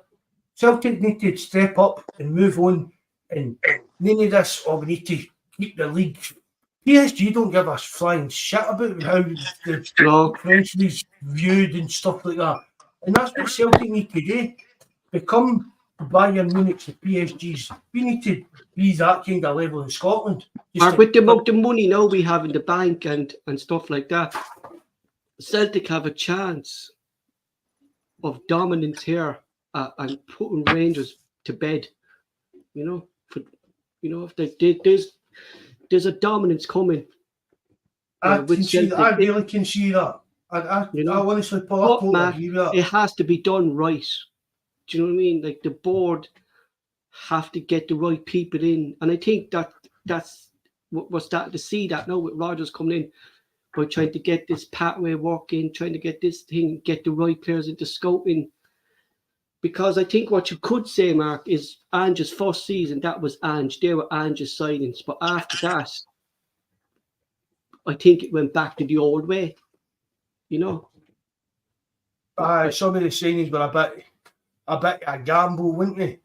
It was like go over to Japan or South Korea, buy one player and you get two players free or something like that. It was like a promotion, buying one player, you get another two players free. That's the way it looked like. We went over to buy one player and we came back with two players. I think it's been proven now that it's a bit hit and miss. For every Kyogo and Maeda, there's a Gucci and a Kobayashi kind of thing. Mm-hmm. They remind me of my company when that I work for, like when we're going buying brands, and the company was saying, "Oh, this is the number one brand in Poland. It's the number one brand." Just because it's the number one brand, they think it's going to sell here, and that seems to be the way with Celtic. Oh, he's the number one youth player in Norway. We sign him. We need to use more the kind of Matt O'Reilly outlook. Do you know what I mean? That was like a data-driven transfer. Gone with all these kind of. I don't really understand much of all these ways the scouts work, all these data stuff they use. Matt O'Reilly was getting flagged up with some of the biggest clubs in the world. Mm-hmm. But it was just again, it probably did a bit of snobbery. Oh, well, he's playing with MK Don. I don't know. You know what I mean? But gone with what was like, in the scouting world, Matt O'Reilly was a kind of stick on that he was going to become a player if somebody would just take a chance on him. Yeah, sure. Didn't he take 6 months out or something like that, Mark, of football? That things were kind of working out for him before he went after Fulham, weren't they? He took some time out of the game. Aye. Took 6 months through and then decided to go to MK Dons. And then I think we've seen 6 months later we signed him. We've seen a better player in O'Reilly, Mark, this year than the two previous seasons under Ange. I think he's really developed under Brendan Rodgers. He really, really has. And that's the way Bernardo could go. Yeah. If we give him another season, that's true. I would sign the two boys we've got in loan as well. So that's how I think you're hoping Bernardo's just ready to slot in for O'Reilly. I'd like to keep him, but unfortunately, I think he's for Joe Toff. I think it's a done deal. He'll be away. O'Reilly? Aye. It's starting to look a bit that way, isn't it? Yep. Because see if Matt O'Reilly was against what I'm saying, see if like Brendan Rodgers coming out and saying a new 5-year deal. See if Matt O'Reilly wasn't leaving, just come out and say it. You get what do you know what I mean? And that would be there'd be no summers, weeks upon weeks of speculation. Do you know what I mean? If Matt O'Reilly just came out and said, "I'm happy enough where I'm at, I'll be at Celtic next season." Do you know what though as well, Mark? You look at it then as well, like if Matt O'Reilly's kind of head is set on going, I'd sell him, because you kind of don't want that scenario again of players kind of wanting to leave and Celtic not letting them leave, keeping them for another season. you know. Do you think that's what his head was turned in January? Do you know what? I was kind of looking at that, and I think it has affected him as well. But then as well, Jerry, you have to think of it. He was holding that midfield as well when we didn't have Kalamak and Hatase. Do you know what I mean? He was the most, and I think the whole thing of him playing, kind of holding that midfield, I think it took his toll on him. And then when the likes of Kalamak and Hatase came in, we started seeing O'Reilly come alive again. You know what I mean? Like, the importance of Hatase in that team is, I think, is next to none. You know, I know he didn't have a good game yesterday, but Hatase on his game, everything is just fast. It's done. He sees the pass without looking. He sees the pass. You know, he knows what Kyogo is going to be. He knows where Matt O'Reilly is going to be. You know. Do you think the buzz in the because I can't say it hype, because it's no hype, as a cracking player on his day, but do you think maybe the interest in the kind of whatever on attack he's maybe waned a bit? I mean, he spent a lot of the season injured and he's not been at his best. I don't think Celtic afford to lose both of them, attack and Matt. Yeah, exactly, Mark. Yeah, but that's what I'm kind of saying. That's the core of your midfield. I'm hoping that because he'd a bit of a poor season, his injury problems, that kind of spotlight's missing off Hatate a bit. I wouldn't like to lose Hatate and Matt O'Reilly in the same season. Definitely. The same season, the same window. I mean, you know, we'd probably end up signing fucking Turnbull back again on fucking Celtic. Jesus Christ. Can't well. Do you think we'll stick to the same formation for next season? I was thinking that last night. Is Rodgers, if he's going to go for it, with his players, the players he wants, is he going to go back and switch to the kind of old 4-2-3-1? Yeah, it's an interesting one actually. Would he change it? I think there's more chance of doing that, Mark. I'm not sure what formation did he play when he was doing it at Leicester. He kind of switched it, Mark. You know, he tried. And that's one of the things we kind of flung at him, Paul, about no changing things. Yeah, and I think that's what we've seen. The difference between Rodgers, Mark, from his first stint and this scene. He adjusted to the players that he had. You know, like. But do you think that's what he's done at Celtic? He's looked at the players we've got and thought, well, what I want to do, suppose you think, right, I've liked playing 4-2-3-1, but the players I've got sitting here now, we can't do that. So we'll just keep think what Angie's been doing and just tweak that a bit to suit myself to doing this 4-3-3. There was no way that we would have been able to play 4-2-3-1 if you look at the players we've got. No, definitely no. The way the recruitment went in the summer and all the rest of it, there's no way they would have been able to play 4-2-3-1. So there's no point. It would have been ridiculous. It would have been suicide for them to go and try and say, right, I'm playing 4-2-3-1. You're going to need to adapt to this. Where they've been winning cups and playing well, playing a 4-3-3. So I think he's done the right thing. All he could do was play the 4-3-3 that they were drilled to play, tweak it, and then come this window, hopefully, if he's want to change it, go to his preferred formation, a 4-2-3-1.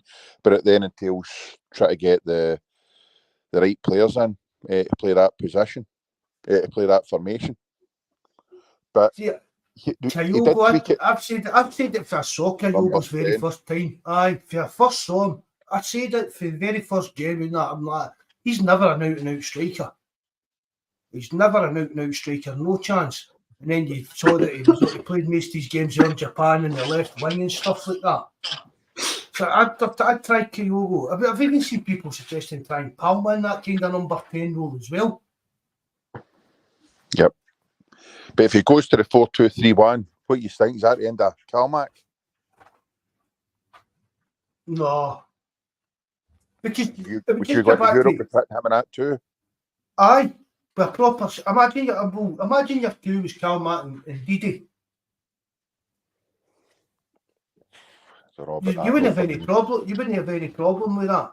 You know what I mean? Calmac was Calmac's best performances for Celtic. I mean, apart from like the Derby games or this season and stuff, but his consistently best times was playing beside Bruni when Bruni was doing the defensive stuff and he was doing the kind of the controlling the game stuff. So if Rodgers went to a 4-2-3-1, I'd have no qualms with Calmac beside a proper CDM again. I think we would see the best team more consistent and more often.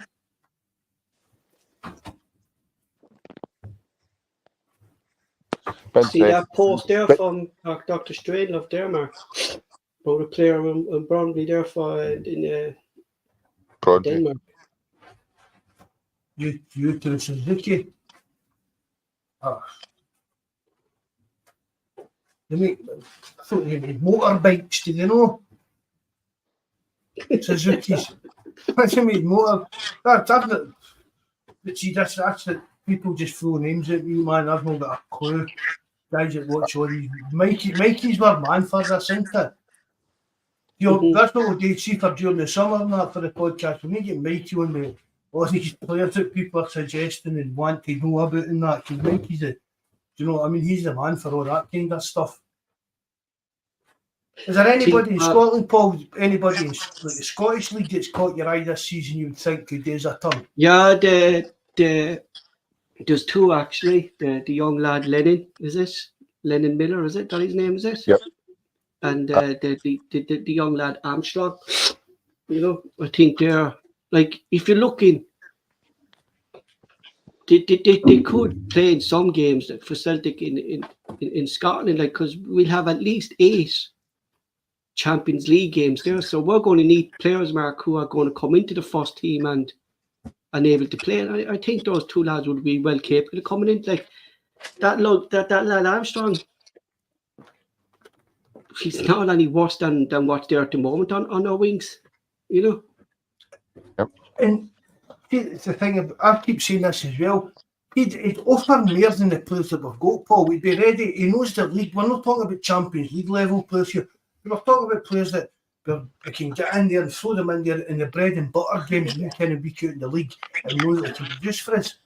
Armstrong, is it McGowan or McCowan or something? The Dundee boy Michael keeps going on about. That boy you see there learning.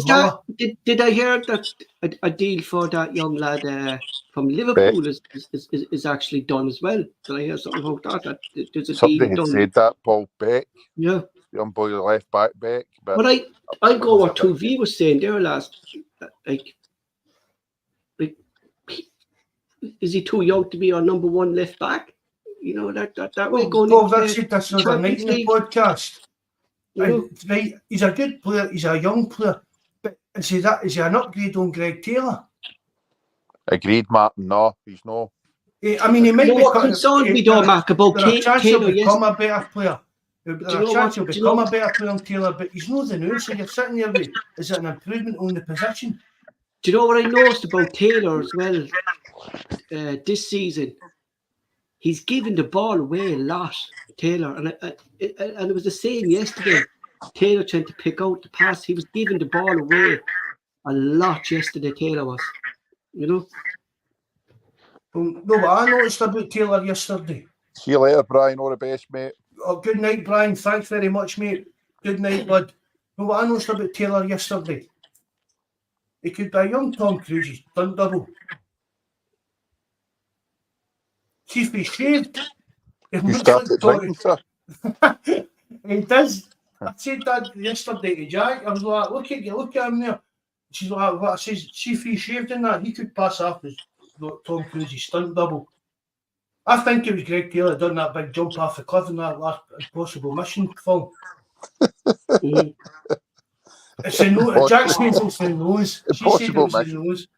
She said it's the nose. The nose is a pure tiny Tom. I call him Tiny Tom Cruise. Yeah, that kind of. You know what? What was what would you call him? So what? So strafe. Strafe, Jesus. Aye. No, we thought it was strafe. That was no to earlier on. We thought we'd done it Twitter there. He keeps thinking he's a CM. Is that something to do with Rodgers? Do you think Taylor going into that position, Mark, there a lot But this is season. that not that inverted wing back stuff again? Yeah. But he's getting caught out then. But you know what, though? I'm not going to criticise Taylor, Mark, because I voted Taylor. he's doing a job for us. And to be fair, Taylor gives his all, you know. But then Henke saying that's what the role he played under Ange, that coming into the middle. And mind who was it not even Greg, Jerry, your pal, that said he played as a CDM? No, that was that boy Martin. Right. Remember, he came on and said that he'd played there for Scotland youths and all the rest of it and done well. And he played there for Kilmarnock and done well. He actually looks more comfortable there than he does the left back. You know? There's some, I don't know, I just like me Greg Taylor. Mm-hmm. Because you've got to, he's come in, the grief he's got, you've got to, I mean, you can't say that he's not seen the social media stuff in the way you kind of get all the abuse of the fans and stuff. And I mean, even yesterday, I've seen people blaming him for their disallowed goal. Where was Taylor in the back post? Look at Alistair Johnson. It was Alistair Johnson that was in the back post. But you know what, though, Mark? What I noticed yesterday, and it was definitely spoken about by Rodgers and the coaching staff, Scales was actually going over there yesterday to help out Taylor with those high balls yesterday. You know? So it was definitely, Rodgers knew that was going to be a like, all I saw them doing yesterday was trying to hoof the ball up the dicers, and Cameron Vickers had him in the back of his pocket all day. He looks like a bust up fucking Troy Deeney from Watford fucking years ago. That Dicers. Dicers. Dicers, Levy's name. He's a spitting image of Troy Deeney from Watford. Two of them look like they were in a fucking fight in the pub on a Saturday night. Their faces are bust up. It's good to be back, isn't it? Wait till I get started in Cantwell. They set up better yesterday than they have done any other game this season against. Why do you think that, though? Why do you think they went so? They were in the first half, though, we had them. Like, the bus. Space that we were getting yesterday.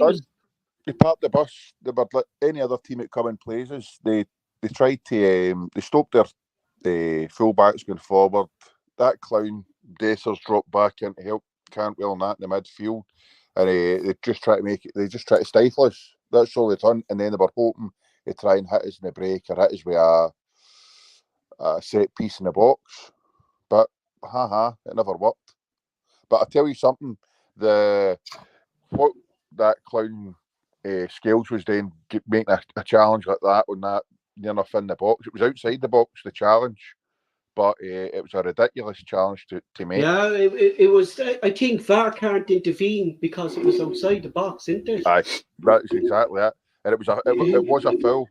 It was a 100%. And it was a dangerous decision as well because that was Tavernier fucking territory as well. Yep, you know? 100%. But again, Scales has done well for us this season. But here's hoping we've got an upgrade coming in. And that's what we've got to look at. I mean, we're talking, that's what we're saying. See, like, the boy at Dundee and that stuff like that. He's not any better than what we've got. We need to be signing better. If we're going to build the team and let the team grow and evolve, we've got to buy players that are better than what we've got. Agreed. Yep. I mean, people. I took a bit of abuse. No, I took a bit because I've said, see to partner Carter Vickers, I want a better player than Carter Vickers. Yep. You know what I mean? If we're going to replace Greg Taylor, it's got to be better than Greg Taylor. It's not a player that's going to be better in a couple of years. It's got to be better than now. Well, Mark, that was the thinking with freaking Barnaby wanted. Like that was a lot of money we paid for him, like, and he's out the door as well. You know? Who? What's his name? Barnaby. I don't even know who you're talking about. Barnaby, the left back. Barnaby, right, aye. I mean, but look, look at the left backs we've brought in. If we signed Greg Taylor Like we're signing, it was like a like for like same height as Taylor and everything, you know. Aye, that was a crazy decision as well, signing him. They're another one that's seen. No, he's out on loan to December into the way their season runs. Yeah, December, yeah. Aye. Yeah. But just 3.5 million worth of nothing. Celtic don't need to be signing any squad players. We've got enough money that if we want a player for a position, it's got to be better than what's there. That boy Beck, he's not going to push Greg Taylor to become a better player. Do you know what I mean? Like Greg surely, Taylor's Mark, not going to become a better. Surely, he's not going to get better, Greg Taylor. This is his level. Do you get what I mean? SPL playing with Celtic, but again, surely, Mark, we can go down. We can go down south again and find players in the top teams like your Jason Deniers and stuff like that are there, but they can't get into the Man City teams. They can't get into that are actually good enough to come up to Celtic and play. You know, these type of players that can't make it in these top teams. So those players are actually down there, just need to be looked at. And I can't understand why they're actually over here looking at young players and stuff like that. Like Celtic have actually no scouts in Ireland anymore. There's no scouts here anymore. You know, it's all these players getting picked up now over in Ireland by Premier League teams, Mark. You know, I've spoken about that before, Paul. Who's that young? Evan Ferguson, you were talking about. Why did Celtic no go a scouting system in Ireland when these players pop up, Paul? Because I mean, it's not really a golden generation for Irish football, like international wise, when you go back to what they've done previously years ago. But Ireland is producing good players, so Celtic should be aware of that. There's even Italy, Mark. There was a young lad here. Heffernan was his name. His dad is that runner, the long distance runner for Ireland years ago. I forget his first name, but Heffernan was his second name. AC Milan signed him 2 years ago. Who? Mark McGuinness. I know, yeah, Jesus Christ. You know, and AC Milan signed him 2 years ago. He's now with Newcastle, and Newcastle have him to a point now where he's made to come into them for next season. Look at the young lad there over in France, Jake O'Brien for Lille, and he came straight from the League of Ireland off to France, and he's banging in the goals over there, and he got Player of the Year for Lille, 19 years of age. You know, the players are here. They just need to be looked at. I've never even heard of that boy, Paul. I'll be honest with you, but that's what I'm saying. Why? I mean, it's on our doorstep. The chances are these young guys are Celtic supporters and our families and stuff, because even here in Ireland, Paul, you know yourself, there's more English talks now than ever, kind of thing, with the way the young ones are. But all these Man United fans and Spurs fans and whatever, Celtic's still there, they're in the mix. Celtic's at best a second team, do you know what I mean? So you play on that. You play on that. You look at, we're talking about Ida, how he's coming in. Obviously, he's kind of got the Celtic bug even before he came to Celtic, but he bought into it even more. He's so proud that he's an Irishman playing for Celtic, scoring a winning goal in the Scottish Cup final and stuff like that. But Celtic should go out Ireland scouting these young players before the English come in and snap them up. Because we've got that emotional pull. Use that to our advantage when it comes to it. Exactly. And they know if they come to Celtic, they've got maybe a chance of progressing into the first team and becoming successful. And sitting in so-and-so's reserves for 2 or 3 years and then dropping down a division and stuff like that. It's just the Celtic scouting system totally needs revamped altogether. I'll be honest, I didn't think we were going to get a player coming out of the League of Ireland and be able to do anything like Scales. I just thought, I remember speaking to you, Paul, at the start, and you had said that you'd hoped for Scales, that it would need a chance, and I just couldn't see it. But to be fair to him, he's been out to Aberdeen came back, and well, obviously due to circumstances, he's got a chance and he's taken it. He's limited, but he's done the job for us, and he's worked hard. I think as well, like, do you know what though? I think it as well, right? If you look at Lagerbeek and Navrosky, right? Yep.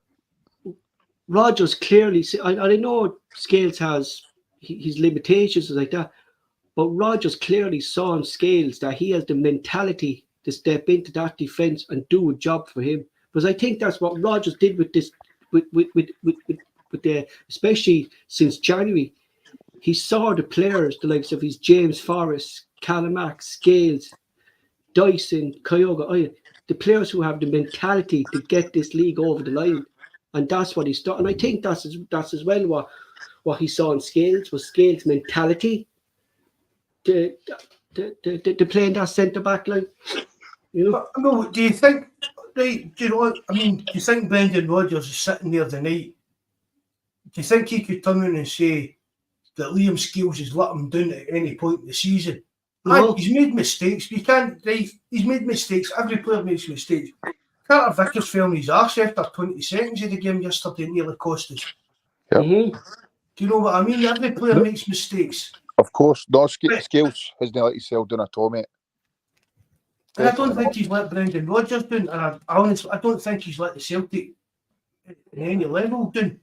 No, you know what I mean? You can't agree with you there. make mistakes. Every player Because does. Mark, what I saw people there saying on Twitter and stuff like that Scales is one with the ball and he's passing.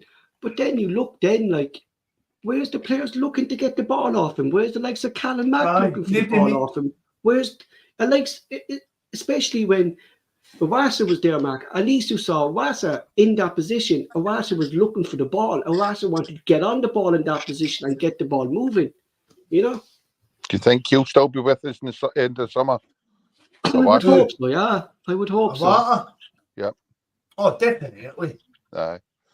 Well, again, as I've said, Awata brings a great balance to the team. He's not a big physical CDM that I would prefer in there, but he does the job well. He's good because he reads the game well. That's a lot. I think it's hard now, Mark, to find those type of players back in football because football has actually changed now so much that these big physical players kind of aren't there anymore, are they? You know? But just, he's reading the game, just, yeah. But that will be noticed by other clubs. I think there's maybe a chance he got a water leaving in that attack, if I'm honest. I think so. If you're a scout and you've been sent up to watch Hattati, he's not really impressed much. But then Awata's been in the team, you're like, well, he's doing well. Who's that guy? Do you know what I mean? He's catching the eye, these scouts that are maybe up watching other players. But that's how we spotted Novoski, Mark, when we were scouting Jovanovic, when we were signing Jovanovic. That's how we actually spotted Novoski. And we were actually going to sign him then, but he was injured. And then they went back for him then the previous January, but he was injured again. We actually attempted to sign Novoski twice. And twice he was injured. And Vonica's cousin was telling me, because he's father's Lega, a big Lega fan, and he was saying like they were delighted with the money they got for him because he's always injured. Always injured. He's always injured. He was constantly Jerry putting out of the Polish under-21 teams when it came to a stage where he wasn't being picked anymore for consideration because he was constantly injured, constantly picking up these small injuries. They thought he was trying to be a bit snobby, wasn't it? Yeah. I meant to tell you about that, Paul. They thought he was trying to look down his nose at under-21s, and then they actually found out that he was actually that injured, wasn't it? Mm-hmm. Mm-hmm. He's a goalkeeper, actually, that Patrick McLaughlin is saying, the Lega Wasser goalkeeper, Mark. He's a young goalkeeper, but he is good. This Lega keeper. Good goalkeeper. Patrick McLaughlin is saying that there, I want the Lega Wasser. He's a good young goalkeeper, Mark. It's a good goalkeeper. Tobias or something. Mm-hmm. Paul's your man for that, Patrick. He follows the Polish game. Yeah, but asking me about pronunciation, no, Mark's a different thing. You can't see the boy's name. You know how good he is. You can't see Jesus his Christ, name. I'm only gradually getting my wife's fucking surname, man. I'm saying the fucking other player. Jesus Christ. You know? I just messaged Mikey. How do I pronounce that? I type it into Google. Takes you if you type it into Google now, they tell you how to pronounce all these mad players' names and stuff like that. And it comes out in an American accent, and you're saying it's in an American accent, and it just sounds all wrong then when you're saying it then, like, you know. Evening, Estepona boy. Evening, Estepona. I've just seen him there. Evening, mate. Just when we're ready Do you to know finish what? up to. I was watching the Legends game today, and it brought me back seeing the likes of it's for me it's the best Celtic goal I ever saw against the Huns, is when Samras got the ball on the halfway line and he just ran with the ball and put it past was McGregor in the goal at that stage? Was McGregor in the goal? Would be him probably, aye. You know, like that was Samras. You know, even Lennon said that about Samras. Samras would do nothing for a whole game, but then he'll just do something out of the blue, and he'll score. He was an enigma. He was a frustrating player, Samaras. He was. You know, and they were even saying it there today about Gary Hooper. 2 seconds, Paul. Good night, John. Good night, John. Night, John. Thanks very much for coming in, mate. Hail, brother. All the best, mate. You know, enjoy your weekend. They were saying about Gary Hooper.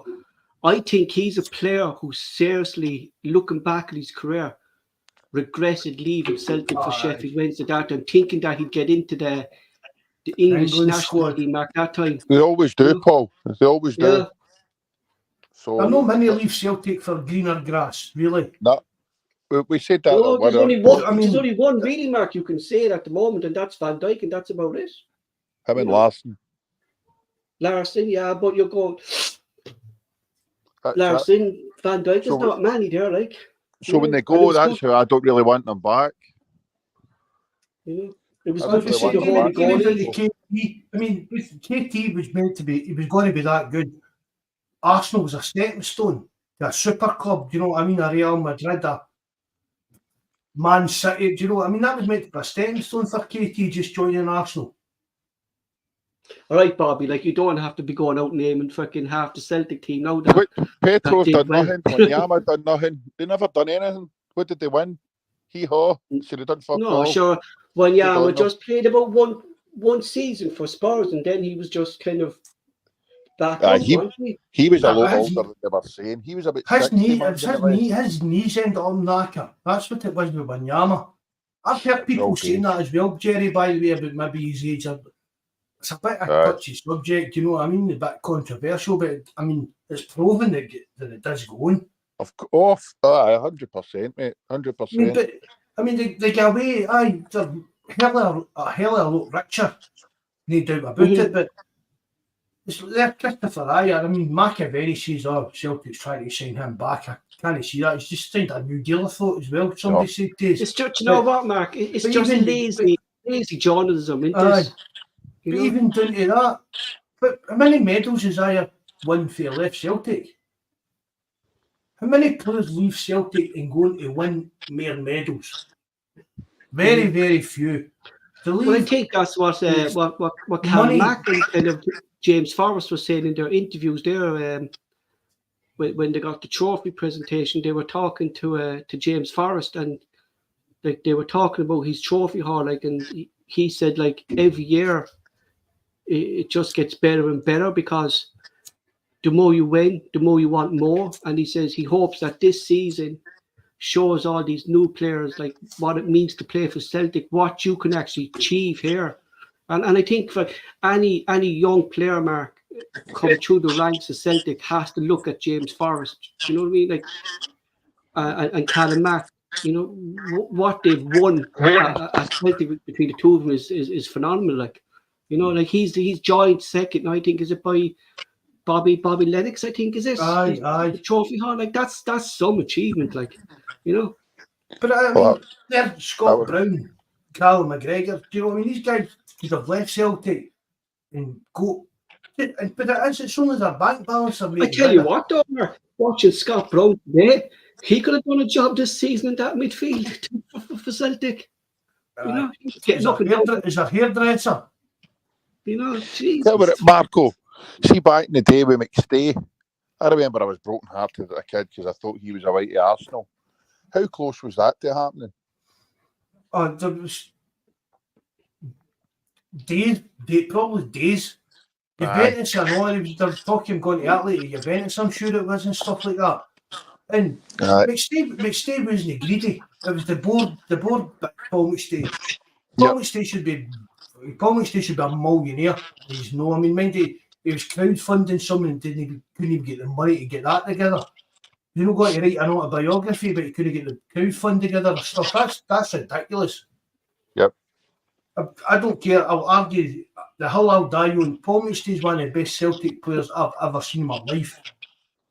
He's one of the best football players I've ever seen in my life. I swear to God, I put Paul McStay in the same bracket as your guys like Scholes and Zidane and that. Honest to God, I really would. He should have played at a very, very much higher level at Celtic at the time. And it's just sad that he kind of played at the time that he did play. Do you know what I mean? When Celtic wasn't the finest and stuff like that. But actual football-wise, he should have played for any team in the world. It was that good. He stuck by us. And I probably made a lesser life for himself. I mean, he's an Australian, he didn't emigrate and stuff like that, but and is he still involved in football anyway, Mark, or anything like that? Or I don't think so, to be honest, Paul.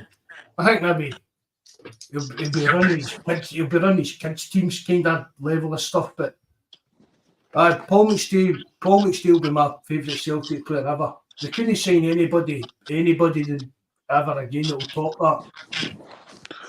Not even when they signed Keno? Keno's different gravy, man. You can't, you know what I mean? He was finished at the time. Paul McStay gave he actually said that on Stick at the Football, Mark, that he should have actually retired before he came to Celtic. Keane transcends football. He's the second greatest man ever to walk this earth after the Lord Jesus Christ.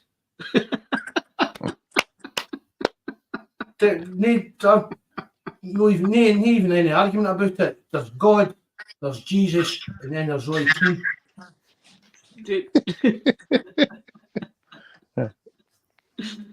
I'd join a cult. See if Keno started a cult, I'd join that. I'd just shave her hair. No wee goatee beards. Mind the wee goatee beard that he grew in that. I even done that when he done it. Shaved my head and get a wee goatee beard in that and everything. Honest to God, Roy Keane is a god among men. No, so Paul, it's been great having you back. I got edibles kicking in a wee bit. Have we got to do the huddle before we go? What? We all got to do the huddle before we go. How can we do that? Nah, I'm only kidding on. Right then, it's been emotional. Wind up. Put on 3D glasses and eat some Jabba's edibles there, and you'll be able to do the huddle over the fucking online.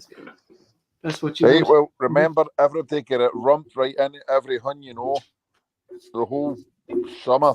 It's been fantastic. Thanks for having us, Paul. Good hearing you back, all right? Cheers, lads. Cheers. Matt, take care. All the best. God bless everyone. No bother, Jerry. Catch you later, mate. Good night, bud. Thanks for coming on. Thank you. Bye-bye. Yeah, hassle, bud.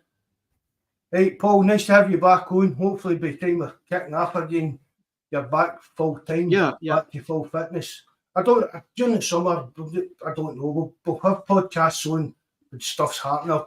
I'll at least try and have a wee show on a Sunday night, because that's one night, maybe just even a wee hour just for you know what? whatever's happening. When the pre-season matches kind of come on there, like again, like we'd start talking about them, like when players coming in and stuff like that, like we used to do before. Yeah, definitely.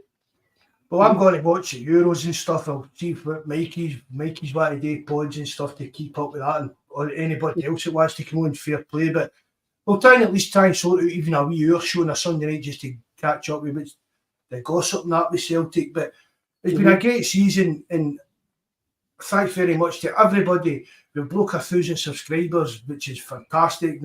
Paul, we never expected this when we started this nonsense. Do you know what I mean? Jesus Christ, man, yeah. So we really do. We appreciate that everybody that listens in live. Millionaire when we're 60, Mark. No, I'll be 60 now. A millionaire, YouTube millionaire by 60. We really do appreciate it. Everybody that listens live, joins in the live chat, listens back on Spotify and YouTube and whatever.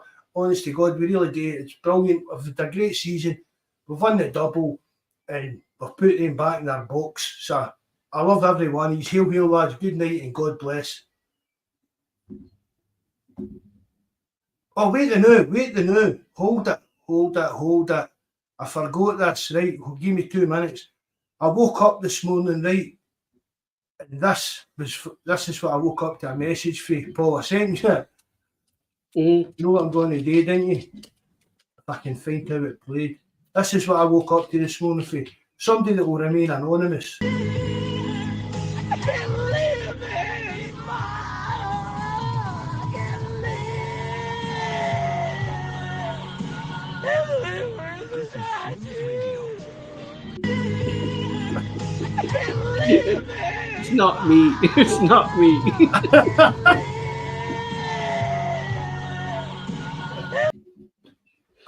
One of the most random things ever. No, I think he's there are people on the forum saying, "Oh, thanks, blah blah blah," and that for everything you do, Mark. And then the next time he sent me that, I'm not even going to name who it is. You know who you are. Absolutely redneck for you, mate. You're getting tortured for it, right? But that's that again, right? Thanks for everything all season. I love everyone. He's hail. Good night and God bless.